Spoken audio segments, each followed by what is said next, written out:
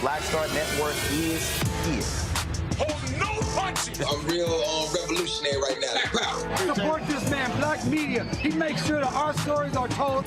Thank you for being the voice of Black America, Roland. Stay black. I love y'all. All momentum we have now, we have to keep this going. The video looks phenomenal. See, this difference between Blackstar Network and Black-owned media and something like CNN. You can't be Black-owned media and be scared. It's time to be smart. Bring your eyeballs home. You dig?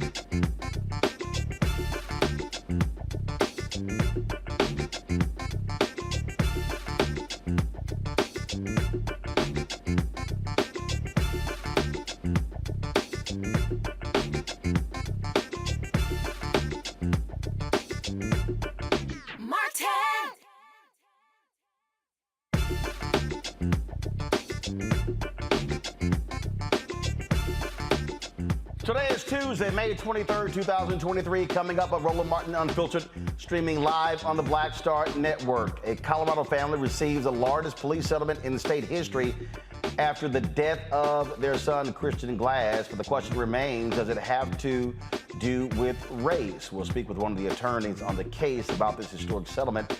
We'll also examine the controversial remarks by a black pro-Trump pastor who used the Bible to justify potential violence to return Trump to the White House next year.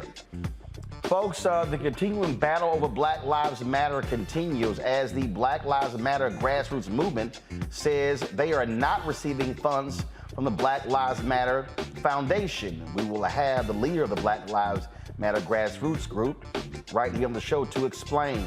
In Georgia, a school district may have violated student civil rights by banning books based on race.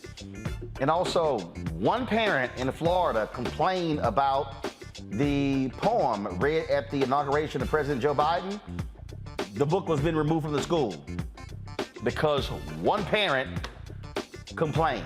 Also, we'll hear from a variety of folks about the life and legacy of Jim Brown, including Hall of Famers Marcus Allen, Green Bay Packers great Willie Buchanan, as well as Sterling Sharp.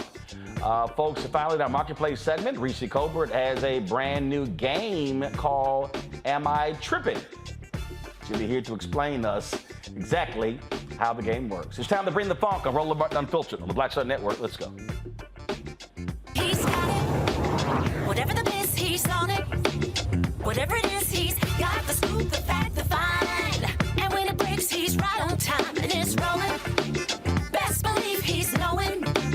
Putting it down from sports to news to politics. With entertainment just for kicks, he's rolling. It's on go, roll, y'all. It's Roland Martin, rolling with Roland now. He's funk, he's fresh, he's real, the best, you know he's Roland Martin now.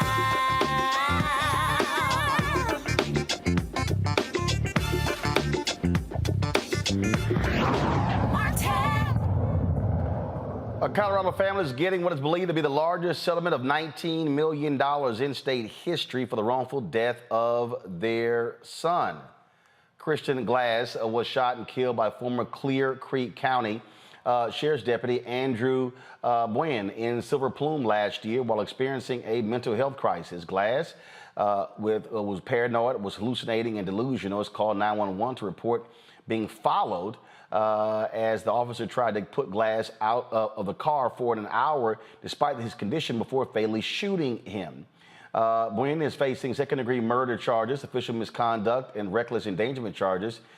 His supervisor, Sergeant Kyle Gould, is charged with criminally negligent homicide and reckless endangerment for not intervening. The settlement, which tops the $15 million settlement reached in 2021 for the death of Elijah McClain, is the largest for a police killing in Colorado and ranks among the top in the U.S. Edward Hopkins, one of the attorneys involved in this case, joins us now from Denver. So, Okay, so they're paying the settlement, but obviously I'm sure the family still wants these officers brought to justice. No doubt about it. And they are likely going to be brought to justice. The Clear Creek District Attorney has brought charges after a grand jury indicted both the officer that fired the shots as well as the officer that ordered everybody to get into the car. So those officers are facing charges, and the prosecution is ongoing. So, they're paying the settlement, but obviously the city did not actually admit to any wrongdoing, correct? No, they carefully worded their statement about this. They did not admit to any wrongdoing, like you say, but they also did acknowledge that there were some procedural shortcomings, but we stopped short of saying we did something wrong.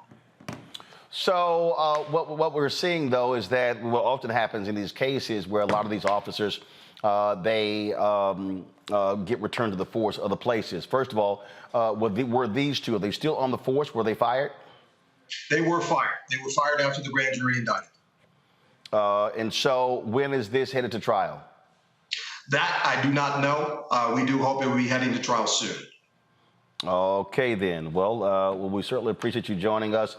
Hopefully, this family will get some justice. All too often, we see these cases where it doesn't happen, but thankfully, a grand jury is certainly seen to indict these officers for their actions. Well, they are going to get some justice. The family did get justice. The family certainly cleared their son's name. Initially, the reports were that he may have been responsible for his own death. And they were very adamant about making sure that the public knew that he did nothing wrong, that he was extremely stressed out, that he was panicking, and that this could have been handled very differently. Had the officers who were there intervened and stopped this, he would still be alive today. But there's another thing I want your audience, because I'm a member of the audience, to know. The work you are doing, the work that everyone who is doing, who is a social activist, everybody's working the political systems, that work is working. The reason why we were able to do this for the Glass family had a lot to do with what happened with George Floyd and with Elijah. So, but for Elijah and the changes that it made to the state, we probably would not have been able to get the Glass family this justice as quickly as we were. All right, then. All right. Edward, we certainly appreciate it. Thanks a lot. Have a good evening. Folks, while that is happening, this was happening in Florida. Governor Ron DeSantis actually has set money aside. In the state of Florida, they're actually hiring officers who have been beating folks and involved in all kind of heinous acts in other parts of the country. It goes to show you what is happening, how deranged and nuts he is. This is the type of thing that one of the reasons why the NAACP has their travel advisory targeting Florida because of what's happening there. My panel, Dr. Larry J. Walker, assistant professor, University of Central Florida. Torun Walker, founder of Context Media. He's from out of Atlanta. Pastor Shannon Wright, CEO, Urban Engagement Initiative out of Baltimore. Larry, you're there in Florida. Again, it has to be particularly galling to folks there to see DeSantis gleefully, happily hiring cops who have committed wrongdoing in other places. You know, Roland, it's an interesting thing being a black man in America. You know, I've lived in a few different cities, Philadelphia, Baltimore, et cetera. And it feels like no matter where you go, you can't escape some of the kind of madness that happens when it comes to some politicians in this weird relationship with law enforcement. Now, obviously, what you described is troubling for me, particularly living in a state, being a black male. We know that black folks are 2-3 times more likely to be killed by law enforcement. On top of that, as of July 1st, there will be a permitless bill that the governor signed will go into effect. So we have, we're hiring these individuals who have committed, in some cases, atrocious acts and being hired in the state of Florida.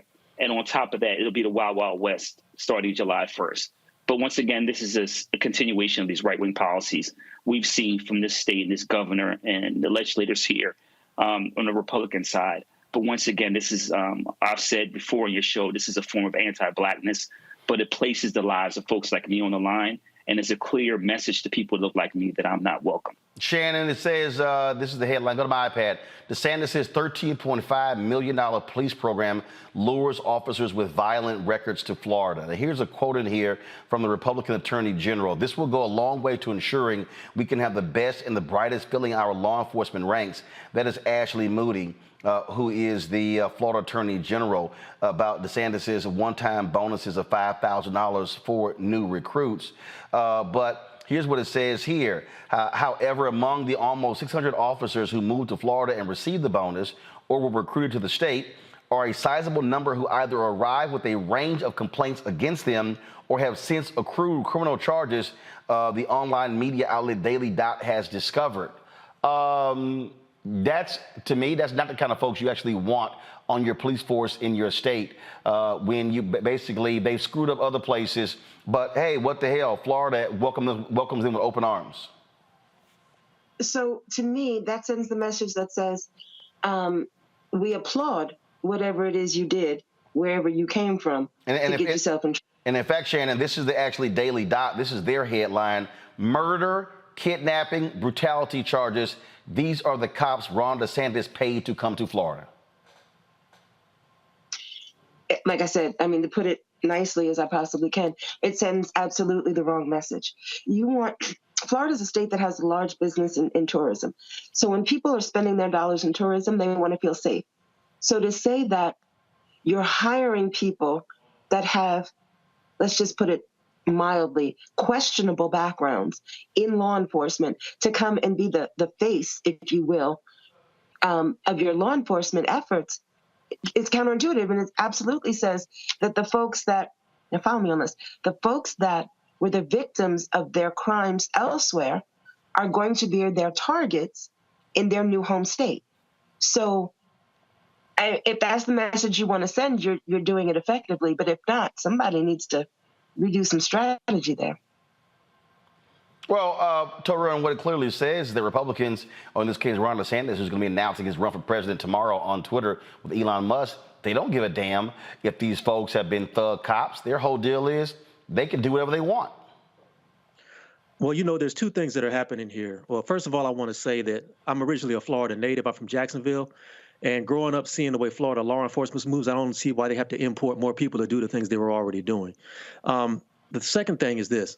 It's an election year. It's about to be an election year. And DeSantis is going to be going head-to-head with Trump for the Republican nomination, the way it looks. And what this is clear messaging to his base that if you have white supremacist beliefs, if you have, practiced white supremacists as a law enforcement officer before, you can come to Florida and you can have free reign. It's almost like a repeat of what happened after Reconstruction, where when Hayes pulled the federal troops out of the South and law enforcement became swamped by all these old Confederate soldiers, and all these old Confederate generals became mayors and governors and city council people. And it's really what it is trying to create Florida as a haven for these people who have these murderous beliefs, and they can operate with free reign. And it's going to be very dangerous for people in Florida who are black. Absolutely. And again, it goes to show you that these folks do not care about citizens. They will do whatever they can to appease police officers, even when they are thug cops. So tight 1 second, going to a break. When we come back, more on Roland Martin Unfiltered on the Blackstar Network. If you're watching on YouTube, be sure to hit the like button. Also, download the Blackstar Network app, Apple phone, Android phone, Apple TV, Android TV, Roku, Amazon Fire TV, Xbox One, Samsung Smart TV. You can also, of course, support this show by joining our Bring the Funk fan club. Your dollars make it possible for us to do what we do. Send your check and money orders to P.O. Box 57196, Washington, D.C. 20037-0196. Cash App, $RM Unfiltered. PayPal, R Martin Unfiltered. Venmo is RM Unfiltered. Zelle, Roland at RolandSMartin.com. Roland at RolandMartinUnfiltered.com. And be sure to get a copy of my book, White Fear, How the Browning of America is Making White Folks Lose Their Minds. Available at bookstores nationwide, Amazon, Barnes & Noble. Download a copy on Audible. We'll be right back. Hatred on the streets, a horrific scene, a white nationalist rally that descended into deadly violence. White people are losing their damn minds. As an angry pro-Trump mob storms the U.S. Capitol, we've seen shooting. We're about to see the rise of what I call white minority resistance. We have seen white folks in this country who simply cannot tolerate black folks voting. I think what we're seeing is the inevitable result of violent denial. This is part of American history. Every time that people of color have made progress, whether real or symbolic, there has been what Carol Anderson at Emory University calls white rage as a backlash. This is the rise of the Proud Boys and the Boogaloo Boys. America, there's going to be more of this. Here's all the Proud Boys, guys. This country is getting increasingly racist in its behaviors and its attitudes because of the fear of white people. The fear that they're taking our jobs, they're taking our resources, they're taking our women. This is white fear.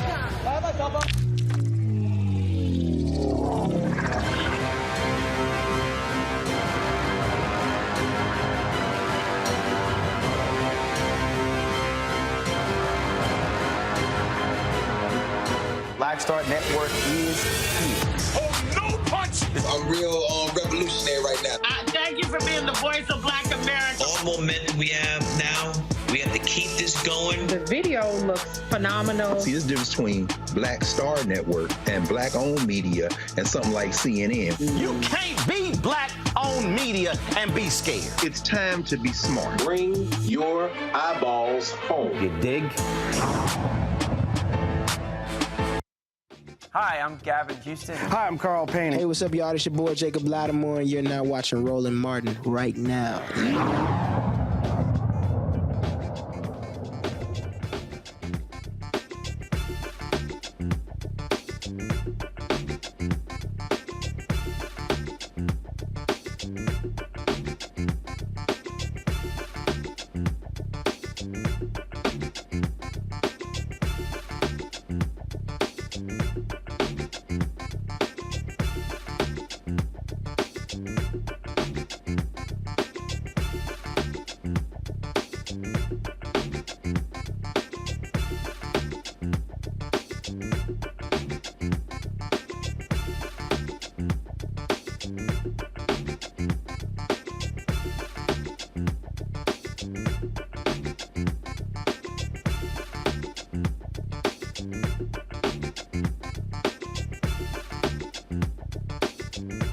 All right, Florida officials, Republicans are, boy, they really pissed off with the NAACP's travel advisory. They have been angry, mocking it. Not only that, other Republicans have joined in. You've had idiots like Senator Ted Cruz of Texas, who said Dr. King would never do such a thing.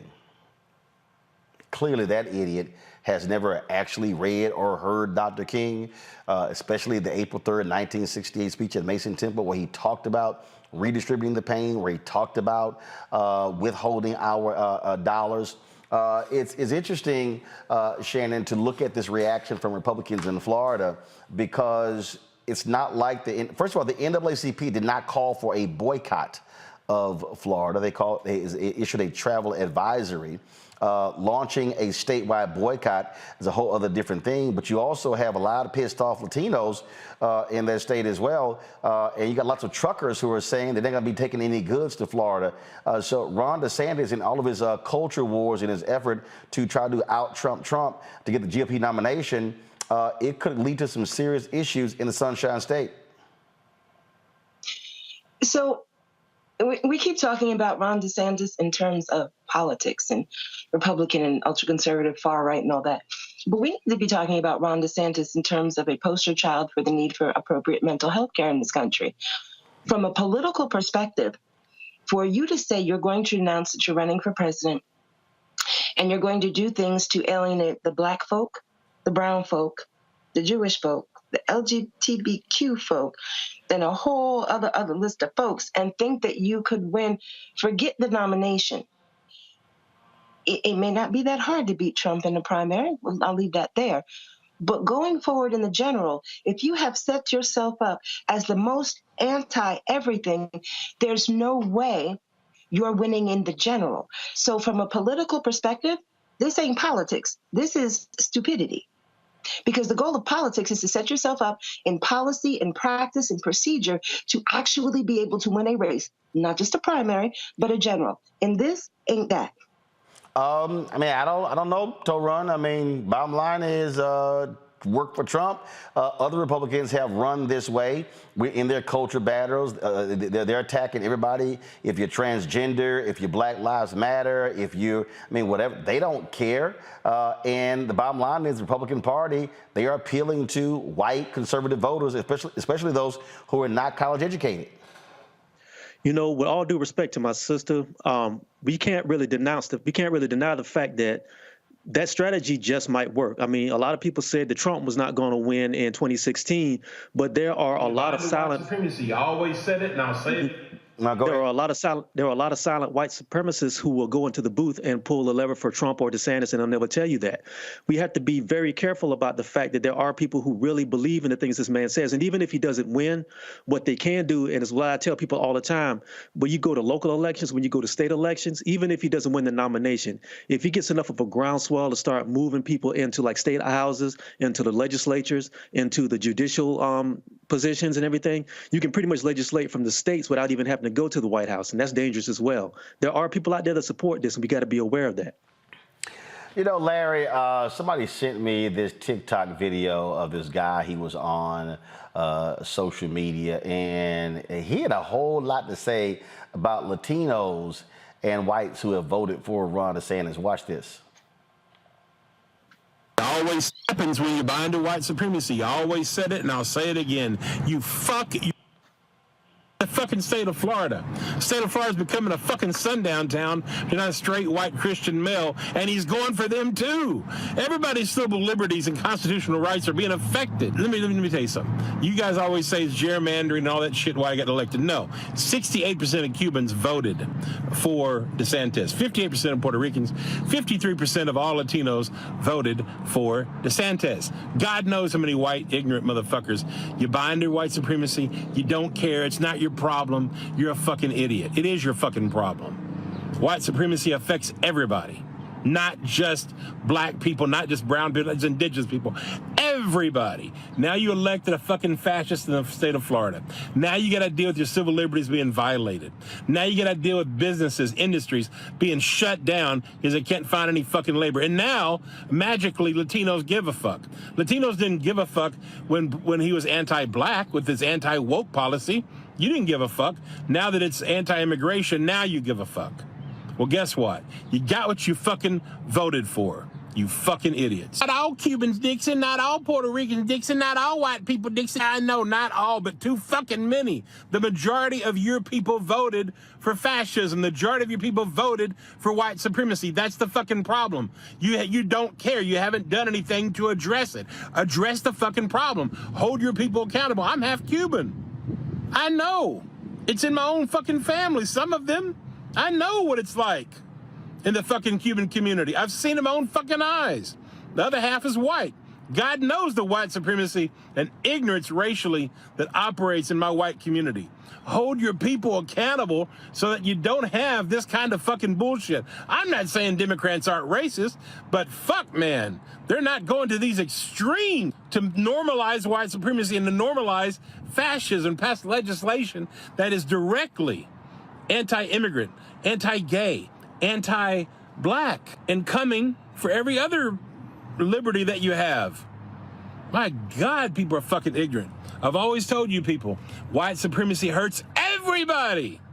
No one is free until we all are free. And there is no freedom in America until white supremacy is dismantled. What happens when you buy into white supremacy? I always said it. Well, he was not particularly happy, but he sort of made it plain, Larry. It reminds me of kind of things that he ran down as chickens come home to roost of everybody else. When you participate in anti-blackness and you're from a minoritized background, it comes full circle. The example he kind of highlighted was this, this kind of e-verify. If you were to prove that you're a U.S. citizen, you're documented, you can work in the state of Florida. If you have anyone in your car who's undocumented, you get caught. It is a felony now in the state. So once again, what comes around goes around. And his points he made about other groups supporting DeSantis and voting me in, and then all the policies we've seen is accurate. And once again, Roland, we talked about all these issues relating to anti-Blackness, particularly not just in brown. We're talking about Black communities, but the brown communities in terms of they're being okay with a lot of these policies. And now they're finding out, well, you know what? You're non-white, so welcome to the party. But the bottom line is we have to continue in the state of Florida and throughout the United States. We have to fight against these policies. I'm certainly on the front lines of dealing with this as a Black male professor in the state. But these challenges are going to continue unless, once again, we come together and we fortify the front and we fight these right-wing policies. Otherwise, we're going to continue to lose the state and other states in the nation. But here's the deal, Shannon. I mean, the reality is what DeSantis is doing. He is doing it with the complete approval of the Republican legislature, where they control the legislature. They have a majority, a supermajority, veto proof. They control it. We see the same thing in North Carolina and other states as well. The Republican Party is saying we're perfectly fine with what we're seeing. Well, clearly not every member of the Republican Party. I ain't all right with it at all. So, and again, when we lump these issues into, we try to be politically correct a little bit. When we lump these issues into a political party, we overlook the fact that racism and stupidity does not have a lock on either party. It's in all the parties. So when you look at the things that DeSantis is doing, it's about more than just this one policy. And I have to say, I agree with this. The time to have stopped him from doing the things that he's doing was when it was just, quote, Black folk as the target. But now that worked, now we're going to expand it to include other groups. But again, I say, this is not a logical sound, even from a political perspective, which is where everyone seems to want to look at it.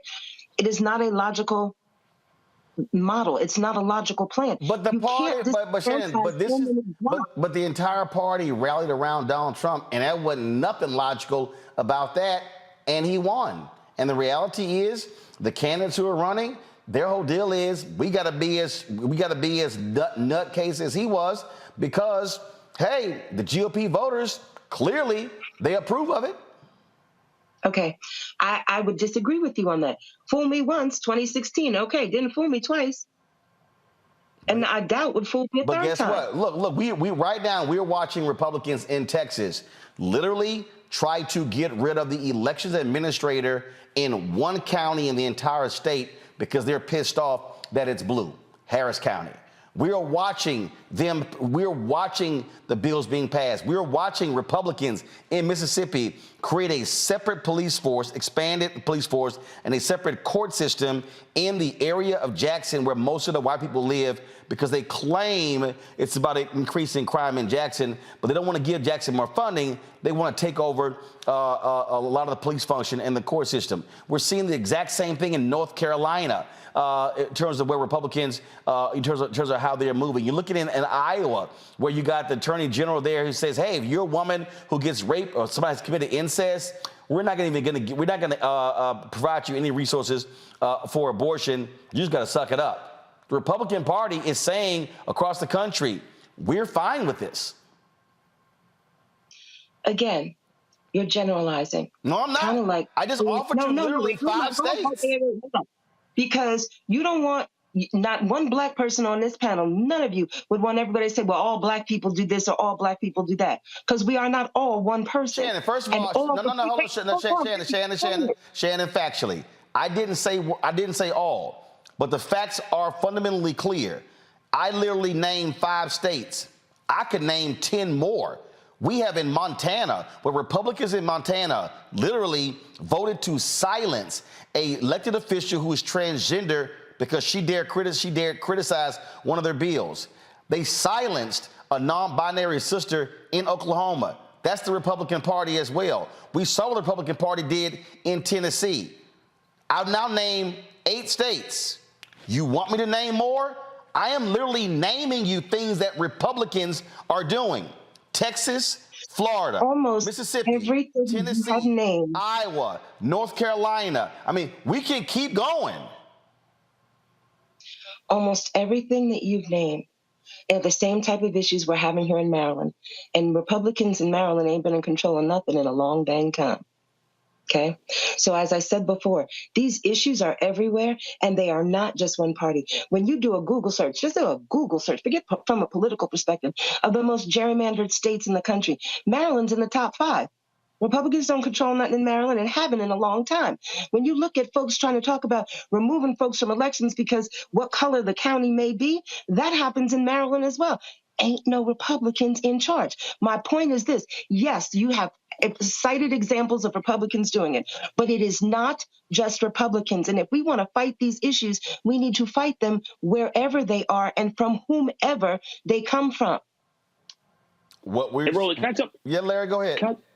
So I want to highlight a couple of things. The two-term Governor Hogan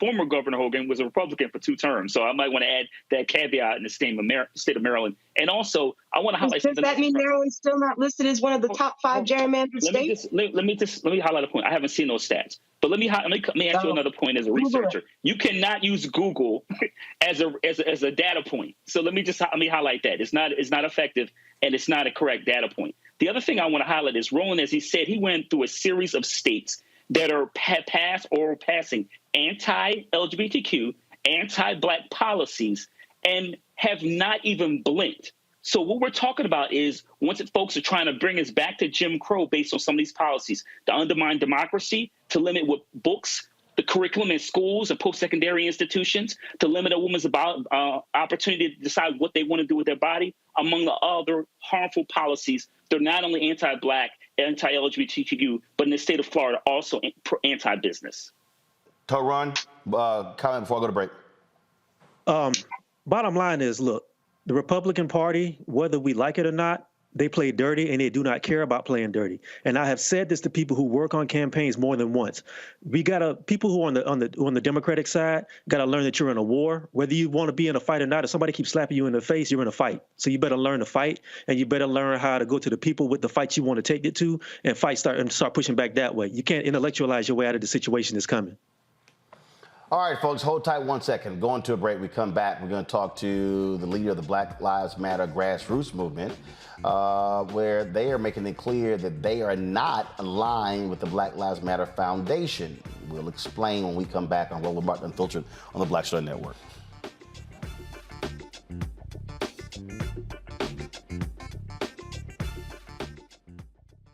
That was a pivotal time. I remember Kevin Hart telling me that. He's like, man, what you doing, man? You got to stay on stage. And I was like, yeah, well, I'm young, thinking, like, I'm good. And he was absolutely right. What show was the other time? This was one-on-one. Got it. During that time. So you're doing one-on-one, going great. Yeah. You making money. You like. I'm like, I don't need to leave. I don't need to leave from Wednesday, Thursday to Sunday. I didn't want to do that. It was just like, I'm gonna stay here. Or I didn't want to finish work Friday, fly out, go do a gig Saturday, Sunday. I was like, I don't have to do that. And I lost a little bit of that hunger that I had in New York. I would hit all the clubs, run around. Sometimes me and Chappelle or me and this one or that one, we'd go to the Comedy Cellar at 1 a.m. And that was our life. We loved it. You do 2 shows in Manhattan, go to Brooklyn, leave Brooklyn, go to Queens, go to Jersey. And I got complacent. I was like, I got this money, I'm good. I don't need to go chase that, because that money wasn't at the same level that I was making, but what I was missing was that training. Yes. Was that. And it wasn't the money. It was the money. It was that's what I needed.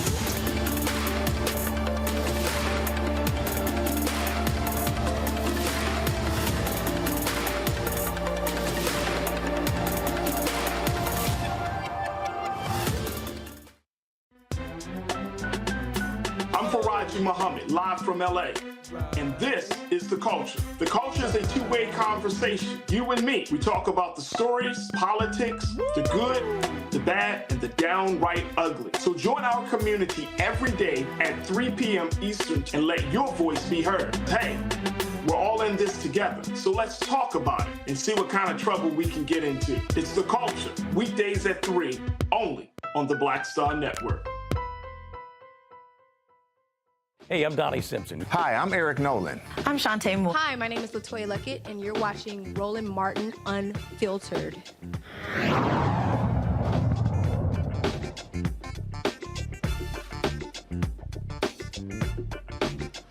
All right, recent news reports say there's been a massive drop in donations to the Black Lives Matter Movement Global Network Foundation. Now, Black Lives Matter Grassroots, they also making it clear that they are not part of that particular effort. And so they also are engaged in a legal battle over the future direction of Black Lives Matter. Joining me now from LA is Melina Abdullah. She is the director of the Black Lives Matter Grassroots Movement. Melina, glad to have you here. So, all right, so walk us through, because this has sort of been a constant there's been constant friction here, and frankly, the public has been confused. I remember when I had Patrice Cullors on the show, and when she was explaining it, I still was like, I don't know what the hell is even going on here. So, the Black Lives Matter Global Foundation at one point provided grants or resources, things along those lines. So, as of today, so if somebody wants to donate to Black Lives Matter Grassroots Foundation, they can do so direct. And so have you severed completely any official ties with the foundation? Yes, so there are no ties between Black Lives Matter Grassroots and the Global Network Foundation. The website that most people know is run by the Global Network Foundation. The Global Network Foundation, it has a board of 3 people, none of whom are involved in movement work. Wait, they still have just 3 people? Because I know when I talked a year ago, they were supposed to actually have a full board. It's still 3 people?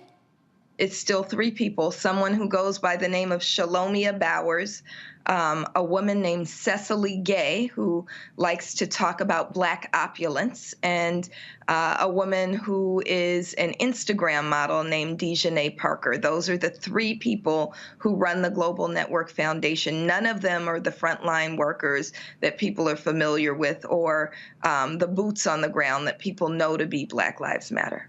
Okay, so all right, so in terms of the work that y'all do, are people, do they know even where to go? So if they want to support the grassroots movement, where do they go? If you go to blacklivesmatter.com, you're going to the other group.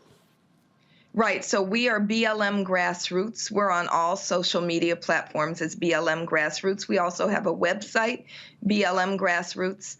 But mostly we're continuing to do the work. So last week we were in Tampa with the family of Andrew Joseph III. Actually, it was this week, Sunday.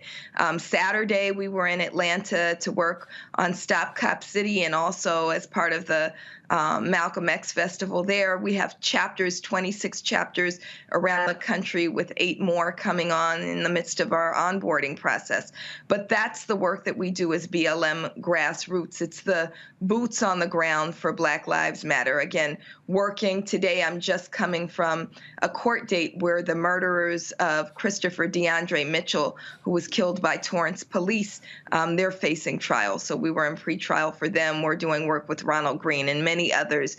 So it's the work that people know of when they say Black Lives Matter. Unfortunately, the people with the Global Network Foundation do not do that work, and I suspect that that's why donations have fallen off so dramatically, is because people are starting to understand that the Global Network Foundation is not the movement. Black Lives Matter Grassroots is the movement. So the 26 chapters fall under the grassroots movement and not the foundation?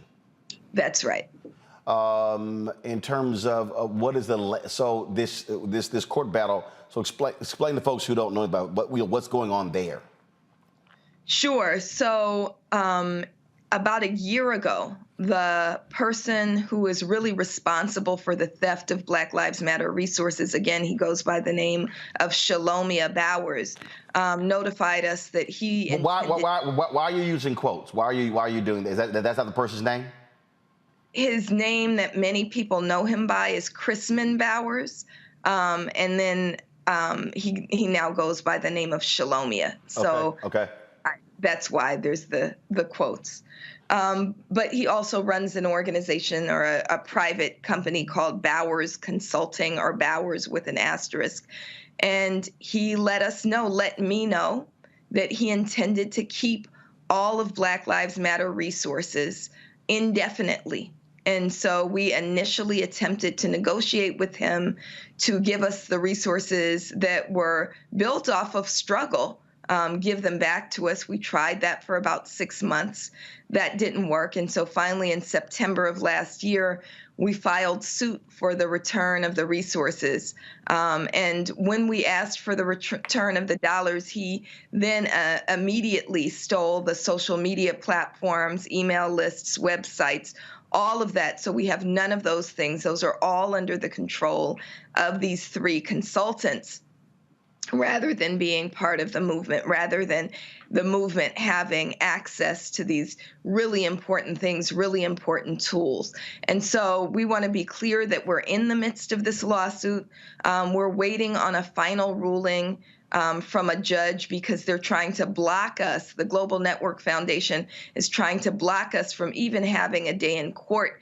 They filed something called an anti-SLAPP motion, basically saying that if we say that they're engaging fraudulently, that we are infringing on their First Amendment rights. The judge gave a ruling, initially a tentative ruling in our favor, but that final ruling, almost 2 months later now, still hasn't been issued. So we're really kind of at the mercy of the courts at this moment. Okay, so again, I mean, obviously for the general public, it's greatly confusing. Right. It's confusing, and we're doing as much as we can to shed light on what's going on.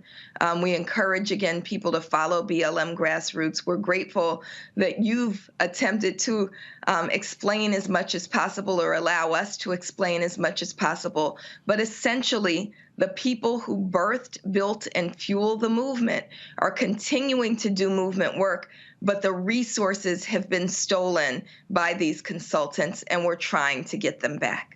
Hold on 1 second, going to a break. We come back. My panel has some questions as well. Folks, you're watching Roland Martin Unfiltered on the Blackstar Network. Download the Blackstar Network app, Apple phone, Android phone, Apple TV, Android TV, Roku, Amazon Fire TV, Xbox One, Samsung Smart TV.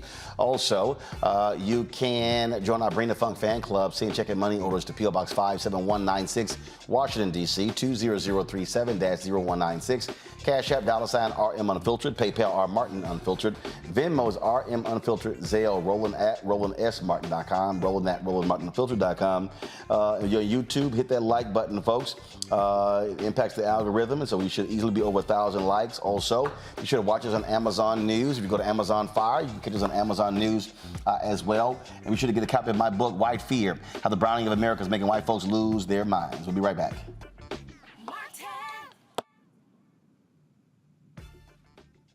When you talk about blackness and what happens in black culture, we're about covering these things that matter to us, speaking to our issues and concerns. This is a genuine people-powered movement. There's a lot of stuff that we're not getting. You get it, and you spread the word. We wish to plead our own cause. Too long have others spoken for us. We cannot tell our own story if we can't pay for it. This is about covering us. Invest in black-owned media. Your dollars matter. We don't have to keep asking them to cover our stuff. So please support us in what we do, folks. We want to hit 2,000 people, $50 this month, raise $100,000. We're behind 100,000, so we want to hit that. Y'all money makes this possible. Check some money orders. Go to P.O. Box 57196, Washington, D.C., 20037-0196. The Cash App is $RM Unfiltered. PayPal is R Martin Unfiltered. Venmo is RM Unfiltered. Zelle is Roland at RolandSMartin.com.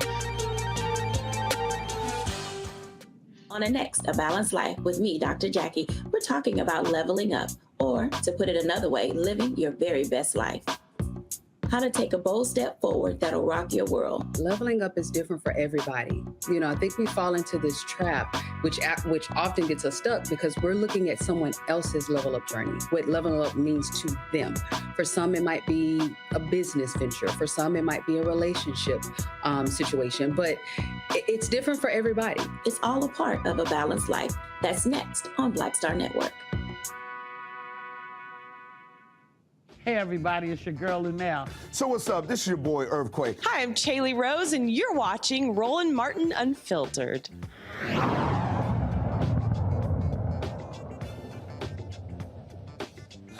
All right, folks, welcome back. We're talking to Melina Abdul. She's leader of the Black Lives Matter Grassroots. My panel is here to run. Your question for Melina. Hello, Melina. I've been waiting to have this conversation for a while. We're 9 years deep into this now. Ever since Ferguson started, there were brothers like Darren Seals and people who were on the ground who would call out some of these things and he got silenced. There were people who were close to the people who were connected to the ground who talked about these issues and he either got silenced or they either got marginalized or pushed completely out the way. Nobody said anything. And all of a sudden, after people in other cities have said had these conversations as well, again, nobody said anything. Nobody had anything to say until all of a sudden the story came out about $90 million and nobody said anything about, and people saw houses and mansions getting built. So my question is, what's happening now to make people so upset about the leadership that people weren't listening to 9 years ago, and why is it, what's happening today? Sure. So we're actually stepping into 10 years. Black Lives Matter was birthed July 13th, 2013, which is the day that George Zimmerman was acquitted in the murder of Trayvon Martin. So we've been doing this work. People like me who've been on the ground since day one, who were people who were in Ferguson, who were people who were in, Baltimore and Los Angeles and all of the places that you saw uprising, right? Who were people who were just regular folks. I'm just a mama. I'm a mama of 3 kids. I never took a check, right? We've been saying things, but also I think more importantly, we viewed Black Lives Matter as a movement. So I've been less vocal about what's been happening inside of Black Lives Matter that I frankly have nothing to do with. I don't know about I do now, but at the time, I didn't know anything about dollars coming in or about, who's getting paid what. My concern and what I felt to be my sacred duty was to do work that makes the world safer for my children.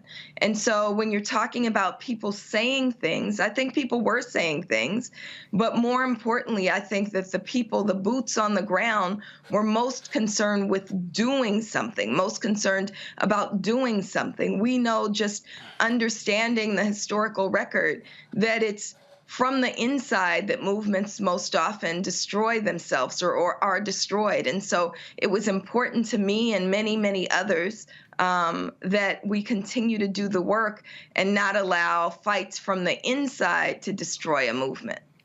But I hear what you're saying, but my point is this. I understand that there's going to be disagreements. There's going to be situations where people have differences of opinion on how a movement works.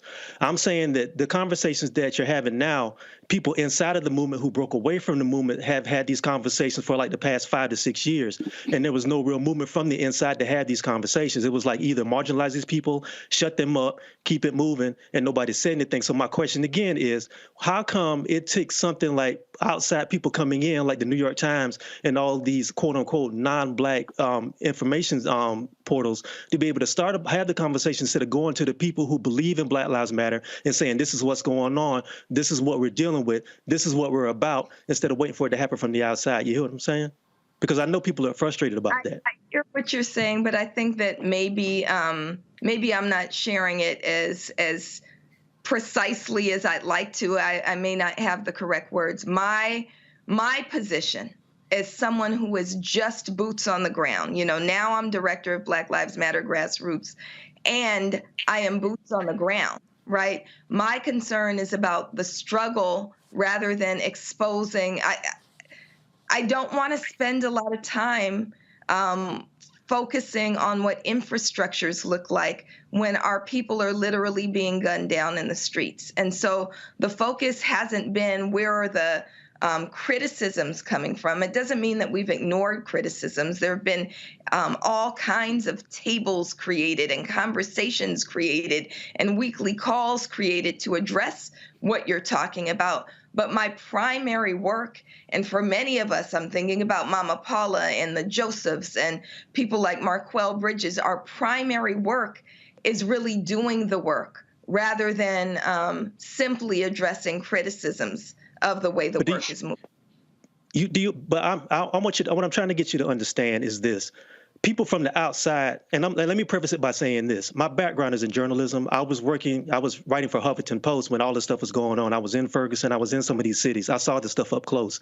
When you have people who are risking their lives and risking their freedom to go ahead and protest for Black people and Black lives, and then all of a sudden when something happens to them, or they end up getting years in prison like someone like Josh Williams in Ferguson, or you see people who are actually getting injured when people are getting shot in the eye with beanbag bullets and things like this, and they look for somebody to bring aid to them, or they're looking for somebody to deal with legal aid to get them out of prison, or legal aid or hospital to take care of their bills, and they're risking everything.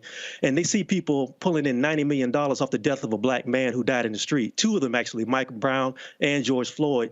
And they see millions, hundreds of $90 million at least that we know of coming into an organization. And then we don't hear anything when they want accountability, and these people are still struggling. And then the next thing you know, we see people dancing in the street, and we see them popping champagne on a mansion in front of on the desk at a mansion. You have to understand that's a disconnect between people who are living hand in mouth but still believe in Black lives, and the people who are supposed to be the leadership for these organizations. And then when you try to get answers, nobody says anything. That's the point I'm trying to make. There's a serious disconnect. So first, let me say this here. Let me say this here. And that is this here. Out of all of the Black organizations that got money in the wake of George Floyd's death, there's only one that publicly announced how much they got. That's Black Lives Matter. Okay, so Taron, you referenced the $90 million. How much did NAACP get? I can guarantee you it's more than 90 million. About 140 million. How much did the Urban League get? More than 90 million. How much did all the other Black organizations get? See, and again, I absolutely believe in accountability. But I think what many people should be doing is saying, hold up, what about the whole ecosystem? It's a whole bunch of folk got money. What are they doing with the resources? That's absolutely one. Melina, the issue that Black Lives Matter has had, it was that you had, again, there was so many different entities. Again, when I had Patrice on here before she stepped down, it was Black Lives Matter PAC, it was the foundation, it was the grassroots. It was frankly convoluted as hell. I remember when she explained to me, I still couldn't follow what was going on. And so you had these multiple entities that were there, and really, and what I was told was that the Global Network Foundation was about repairing the infrastructure. An audit was done that was released. There was supposed to be more board members.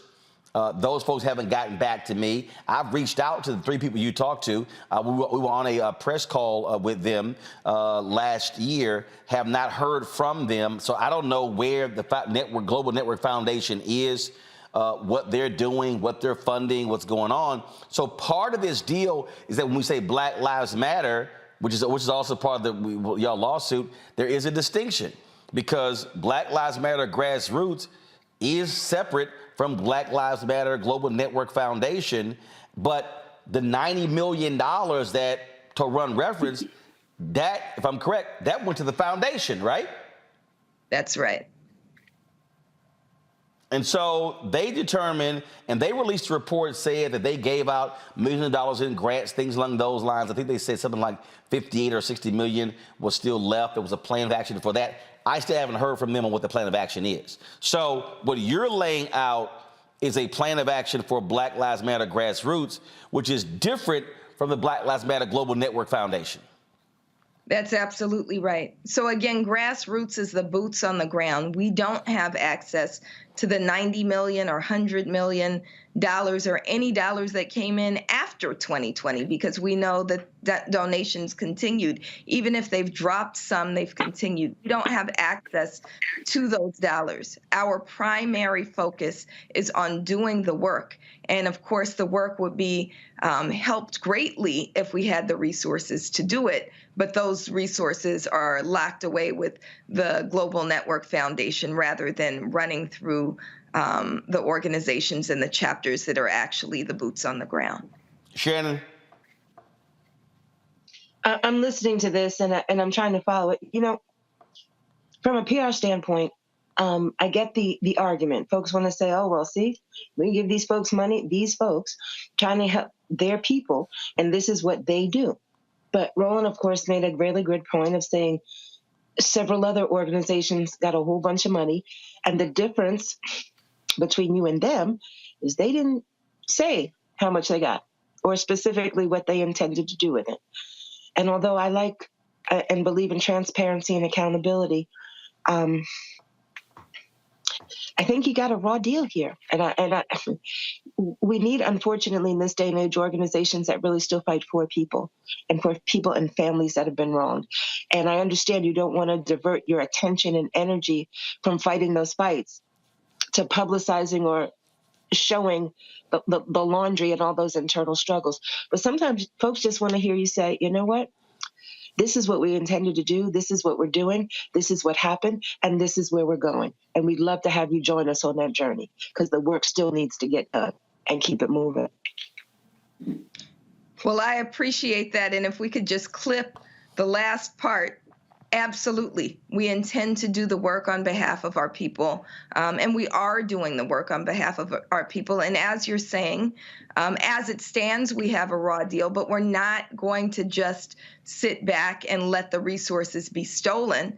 We have filed a lawsuit. We are in court. We're saying that those resources, including the dollars and the platforms and the good name that's Black Lives Matter, needs to be returned to the people. And so we're going to do that even as we fight on the ground. And as you've offered, the more folks we have on the ground, the more work that we can do, the more effective that we can be. Larry? Yeah, first of all, let me start by saying that the work BLM does is critical. We're still in this fight for fairness and civil rights. So I have two questions. The first question is, and I guess part of it's being on the show and fortunately have Roland having you on, how are you differentiating between the grassroots movement and the foundation publicly? Because you highlighted you have a website and a few other things, and Roland highlighted, and I agree, it's a lot of moving pieces. It's very confusing. So that's the first question. Well, actually, hold on. So actually, I'm going to answer the first one because I think this is also part of the problem as is here. So, and trust me, it is absolutely confusing. Black Lives Matter took off so fast that when the three founders, when they tried to trademark Black Lives Matter, they couldn't because it was already in the public space. So there have been a number of groups out there that say they are a Black Lives Matter chapter in cities that are actually not affiliated with the Black Lives Matter grassroots movement. So they literally do not have, so you cannot call yourself an NAACP chapter unless you are a NAACP chapter. There are people out there right now who can call themselves Black Lives Matter organizations. They can literally put it in their name that are not affiliated with the organization. That was, I think it was in 2020, there was a dude in California who had a Black Lives Matter group out of San Francisco, and a number of companies gave him several $1 million. Then they found out he wasn't actually with the real Black Lives Matter. And so the money was rescinded. And so this is what you just described, Larry, has been part of the problem from day one. So basically, the horse had already escaped the barn, and they were trying to like catch up to the horse, and the horse for the last 10 years has been dragging them behind. They've never actually been able to jump on top of the horse and actually be able to ride it because they've been trying to build an organization after things took off. Money starts flowing in, and stuff is all over the place. And so I get what you say. I listened very attentively, Melina, when you said I can't be focused on infrastructure about the work, but that's actually part of the problem. The reality is you have to have the infrastructure in place from an organization standpoint to move forward. Otherwise, it's just going to be unwieldy and all over the place. And that's really where we are today. It has been unwieldy, all over the place, and so many things intertwined in so many layers that when people just say, oh, Black Lives Matter, Hell, they could be referring to a chapter that has nothing to do with the work that you're doing, but when they hear that phrase, they think it's what you're doing. And if the foundation does something, they think it's what you're doing, and vice versa, because it's all so convoluted. And that has sort of been the difficulty they've had. Larry, your second question. Yeah, so thank you, Roland, for that background and analysis. Really important. Yeah, my second question relates to, you used language. You described the three individuals as members of the foundation, as board members, and then you described them as consultants. And I know that, I currently serve on a few boards that have in the past. And, boards, foundations in particular, have bylaws and they have term limits.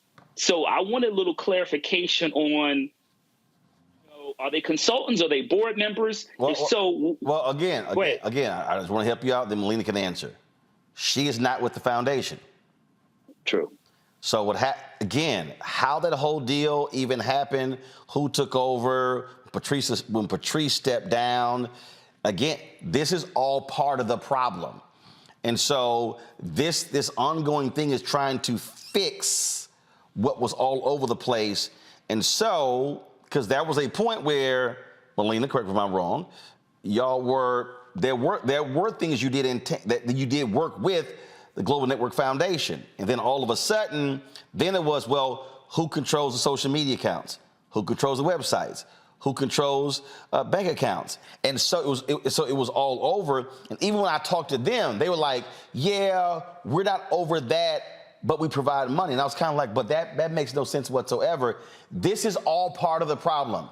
It's actually not building the clear, defined infrastructure hierarchy to be able to properly lead an organization, a national entity, an international organization moving forward. Melina, go ahead. Sure. So we have to remember, and that was a great explanation, Roland. We have to remember that until 2020, Black Lives Matter, one, we didn't have a global network foundation behind our name or a grassroots behind our name. We were birthed just to be a movement. That's how we came into being. We also didn't have money really to fight over. There was nothing very large to manage. And so that's why we were able to focus on the work on the ground. When all the money came in 2020, there was a trust that was given to the remaining co-founder, who was Patrice Cullors, that enabled people like me to continue to move the work on the ground. What we're doing now is trying to fix infrastructure so it's focused on the work on the ground as we're fighting to get those resources back. And so we are trying to get the resources back, and we're trying to build an infrastructure that brings together all of those whose primary concern, again, is the work on the ground. But there needs to be an infrastructure to be able to move it. So I hope that makes sense. Absolutely. So Melina, we appreciate it. Thanks a bunch. Keep us abreast of what happens next in this legal battle. Thank you so much.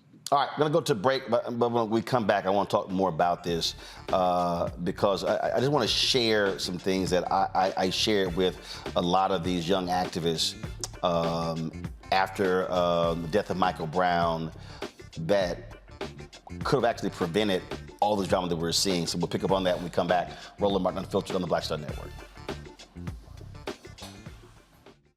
Next on the Black Table with me, Greg Carr. Democracy in the United States is under siege.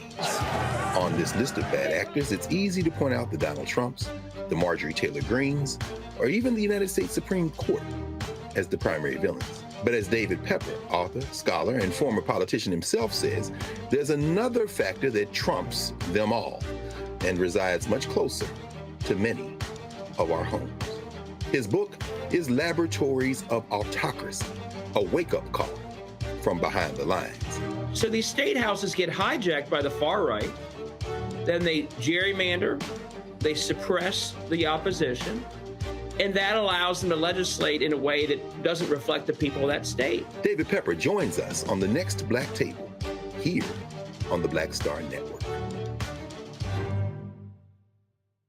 Next, right here on The Frequency, the woman they call the Gifted Eye, hip-hop celebrity photographer Coy Soldier. She's the master storyteller that captured the history of hip-hop through the lens of her camera. Tupac comes out, the next thing you know, first, you just seen all these dudes just come rushing the stage. Then you realize Biggie gets a bottle of champagne, he pops it open, sprays it on the crowd, he drinks the bottle. Coy Soldier, the hip-hop celebrity photographer, joining me right here on the next episode of The Frequency on the Blackstar Network.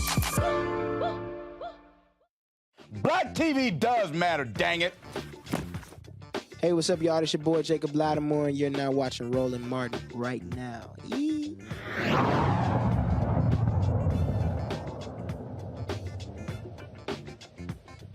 So I remember after the death of Michael Brown, there were several activists who had sent out some pleas for donations on social media.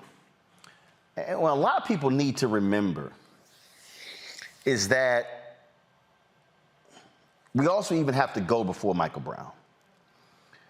If you go back, I mean, you can actually go back before Trayvon Martin, but in many ways, this modern movement, if you will, really began with the death of Trayvon Martin.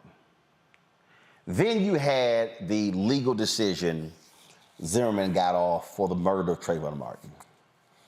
And so you had a number of people who immediately jumped into action. There were protests and there were all kinds of different things happening, but what you did not have was infrastructure. And I remember three or four had put this call out, and I hit them privately and said, hey, you want to make sure that you're running this money through a fiscal sponsor, through a nonprofit, so you're not getting nailed tax-wise. And I remember reading a story, I think Darren Sands may have wrote a piece for BuzzFeed or somebody, and there were some activists, some Black Lives Matter activists in Boston, and there were some donors who wanted to give money, and they turned it down. But then it was like a year later, a lot of them were like, yo, we screwed up because they couldn't pay their bills. And so for all of the talk about, no hierarchy, no leadership, and we sort of make decisions as a group, that shit don't work. Now, let me be real clear when I say that. I don't care who you are. There has to be hierarchy. There has to be a workflow. There has to be infrastructure. And so when I listen to people, even today, complain about the NAACP and the Urban League and all these legacy civil rights groups, here's a fact that is hard for people to get around. They still exist. And the reason that they exist is because there's infrastructure. Yes, all of them have had their issues. The National Urban League for a long time was broke as hell, in serious debt. NAACP, same thing. They've had leaders who have to deal with sexual harassment, payoffs, things along those lines. But the infrastructure allowed the organization to withstand all of that and still continue. So why am I saying this as it relates to this? It's because when Patrice left, part of the deal was that, frankly, you had one person who was in many ways running pretty much all of it, who knew where everything was actually going. It was sort of like, it sort of reminds me of a company when one person founds it and then they leave or they die, and then all of a sudden people are like, okay, where are the books? Where's this? Where's that? Where are the keys? Because there's no infrastructure. And so the problem that we're now facing, and that's why the questions from the panel were so important, the problems that we're now facing is that we as Black people, we still need Black Lives Matter movement. We still need the boots on the ground. If you notice, and I'm not the only one, think about it. Have you seen the wide-scale Black Lives Matter protest since the death of George Floyd? No. It's still needed. Is there work still being done? Yes. Are things being done in specific cities? Yes. But what is it that we still hear? What we have is you have more headlines coming out of conservative outlets that have been targeting leadership, and we know what those games are. But leadership also has to ensure you're not inviting additional headlines, additional drama. And so you have Melina and their group and with Grassroots and stuff that they're doing. But I have numerous questions for the Global Network Foundation. First off, who are you? Why is it that we're now in 2023 and you only have 3 board members? Now, according to what they said to us, and again, I was on the call, was that there was a series of services that needed to be handled, and Shaloma Bauer's company handled that and was reimbursed for that. Okay, but as an organization, when are you getting away from one person being a consultant and their company handling these things? Are you hiring professional staff?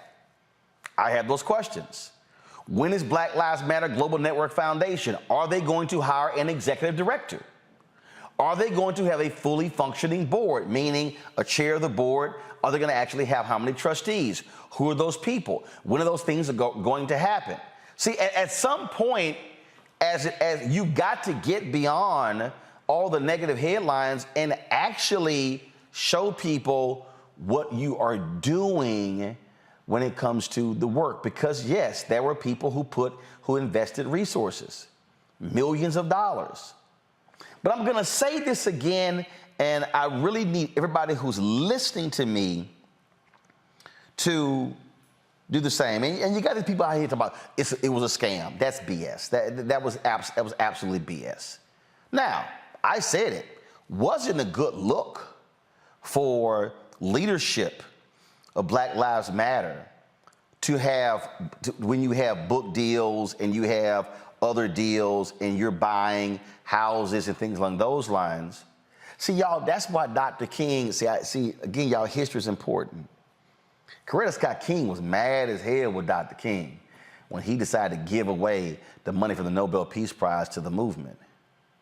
She wanted another house. She did not like that parsonage they had and the furniture they have.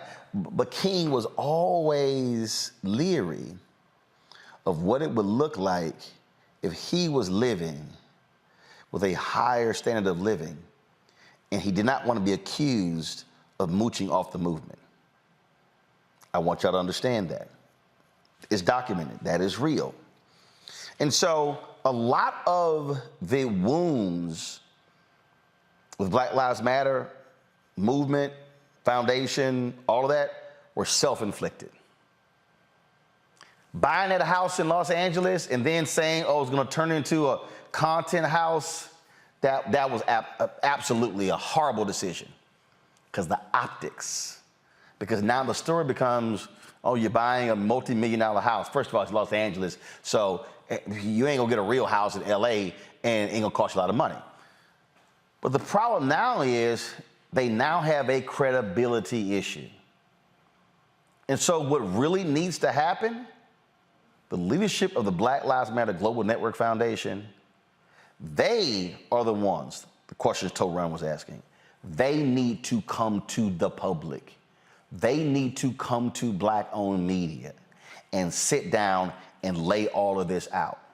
And lay out, this is who we are, this is how much money we have left, this is our leadership, this is what our plan of action is, this is what we're going to do to continue to foster and help organizations, provide grants, things along those lines. And while that is happening, Melina and her group should be laying out, as they are, this is our infrastructure, this is our board, this is our leadership, this is what we're doing, this is how you can reach us, all those different things.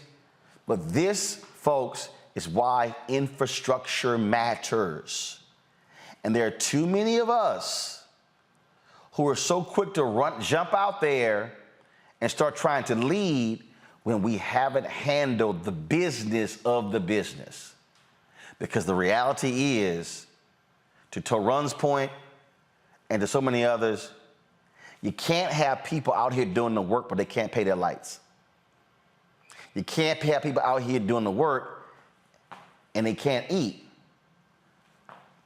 But that means infrastructure, which means you got to put them on the payroll. That means they actually have to get paid for what they're doing. Ain't no 401k plans in civil rights work. And so we have to be cognizant of that as well. This is why you have to actually, and again, do understand, folks. I just want y'all to understand. The NAACP, the 2,000 chapters, those are volunteer jobs. Those are not paid jobs. Now, they may have an executive director of a chapter. It's a paid job, but volunteer. So you have a combination of paid jobs and volunteer. It actually exists right now in numerous organizations. So Black Lives Matter, the organization, the entity, right now, they have a serious credibility problem because all people on the outside are seeing all these headlines and craziness. What they're not seeing organization, they're not seeing infrastructure, they're not seeing direction. All of that is critically important. Panel, you can weigh in on this before we actually go. I'll start with you. Yeah, you know, Roland, you highlighted some really critical points about the movement. And I think a lot of times is when you talked about in terms of this new generation of activists, it's also this in terms of the having talked to people who have been in the movement or read about the movement and passing that information on. And I think a lot of that gets lost. And so while we talk about the mistakes that they made, I think a lot of it has to do with just institutional knowledge. Having someone who understands how to, in terms of not day-to-day operation, building infrastructure, et cetera.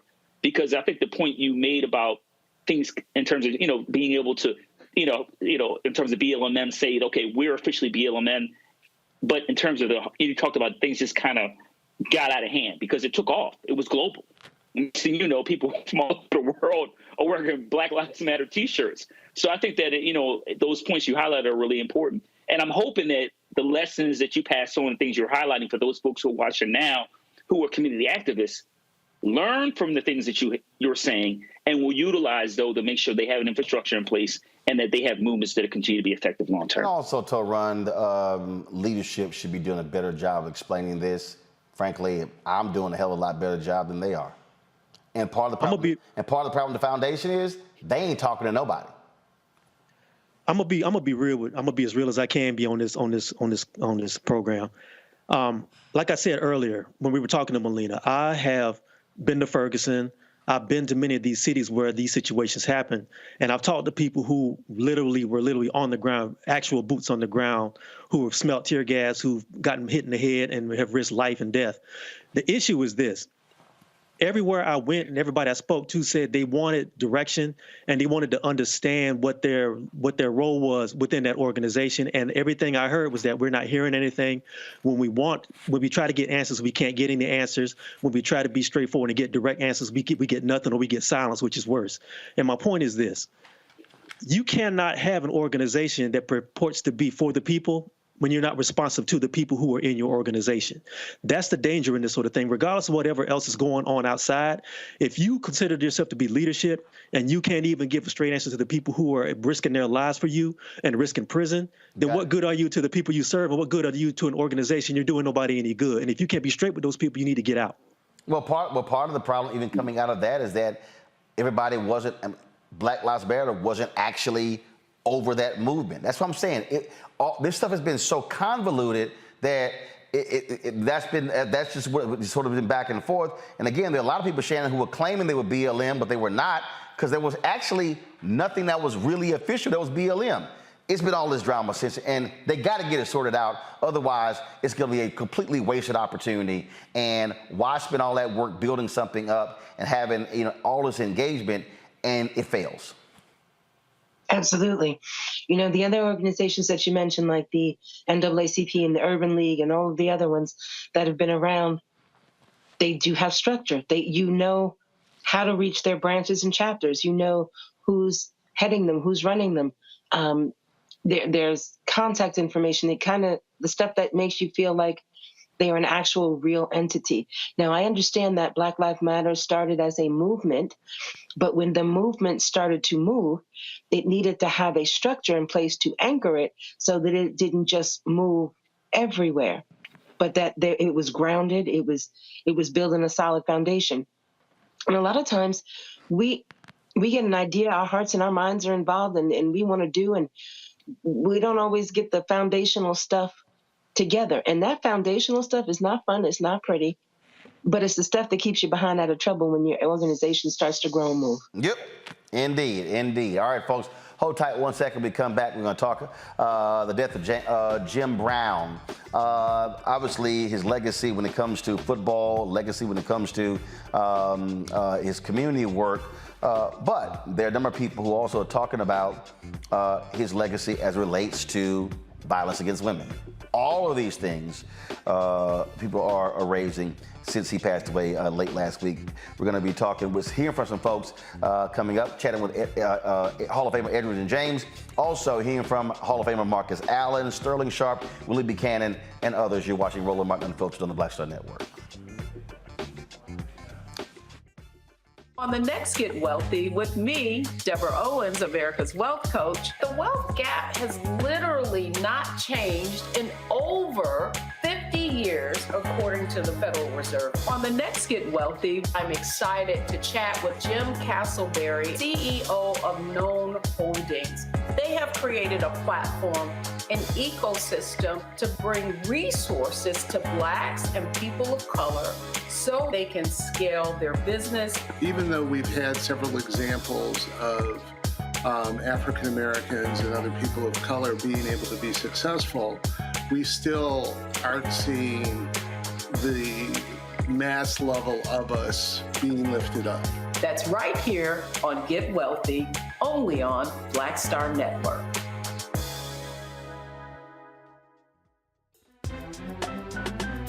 I'm Reecie Muhammad, live from LA.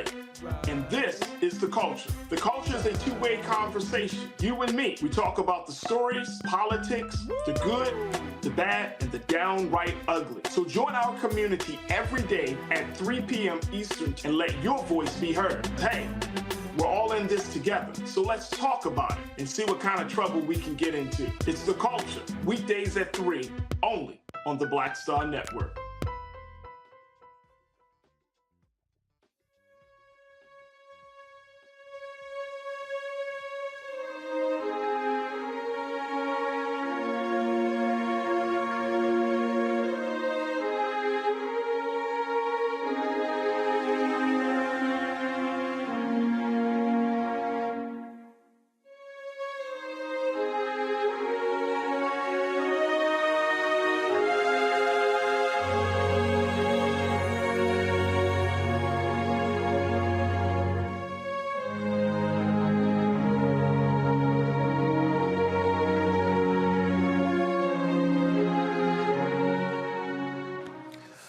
A lot of folks have been talking about life and legacy of Jim Brown, who passed away last week at the age of 87. So many in the football world, especially those who played the position of running back, talked about what he meant to the league, to them personally. Joining me right now is Hall of Famer Edwards and James, of course, played with Indianapolis Colts, elected to the Hall of Fame, played that running back position.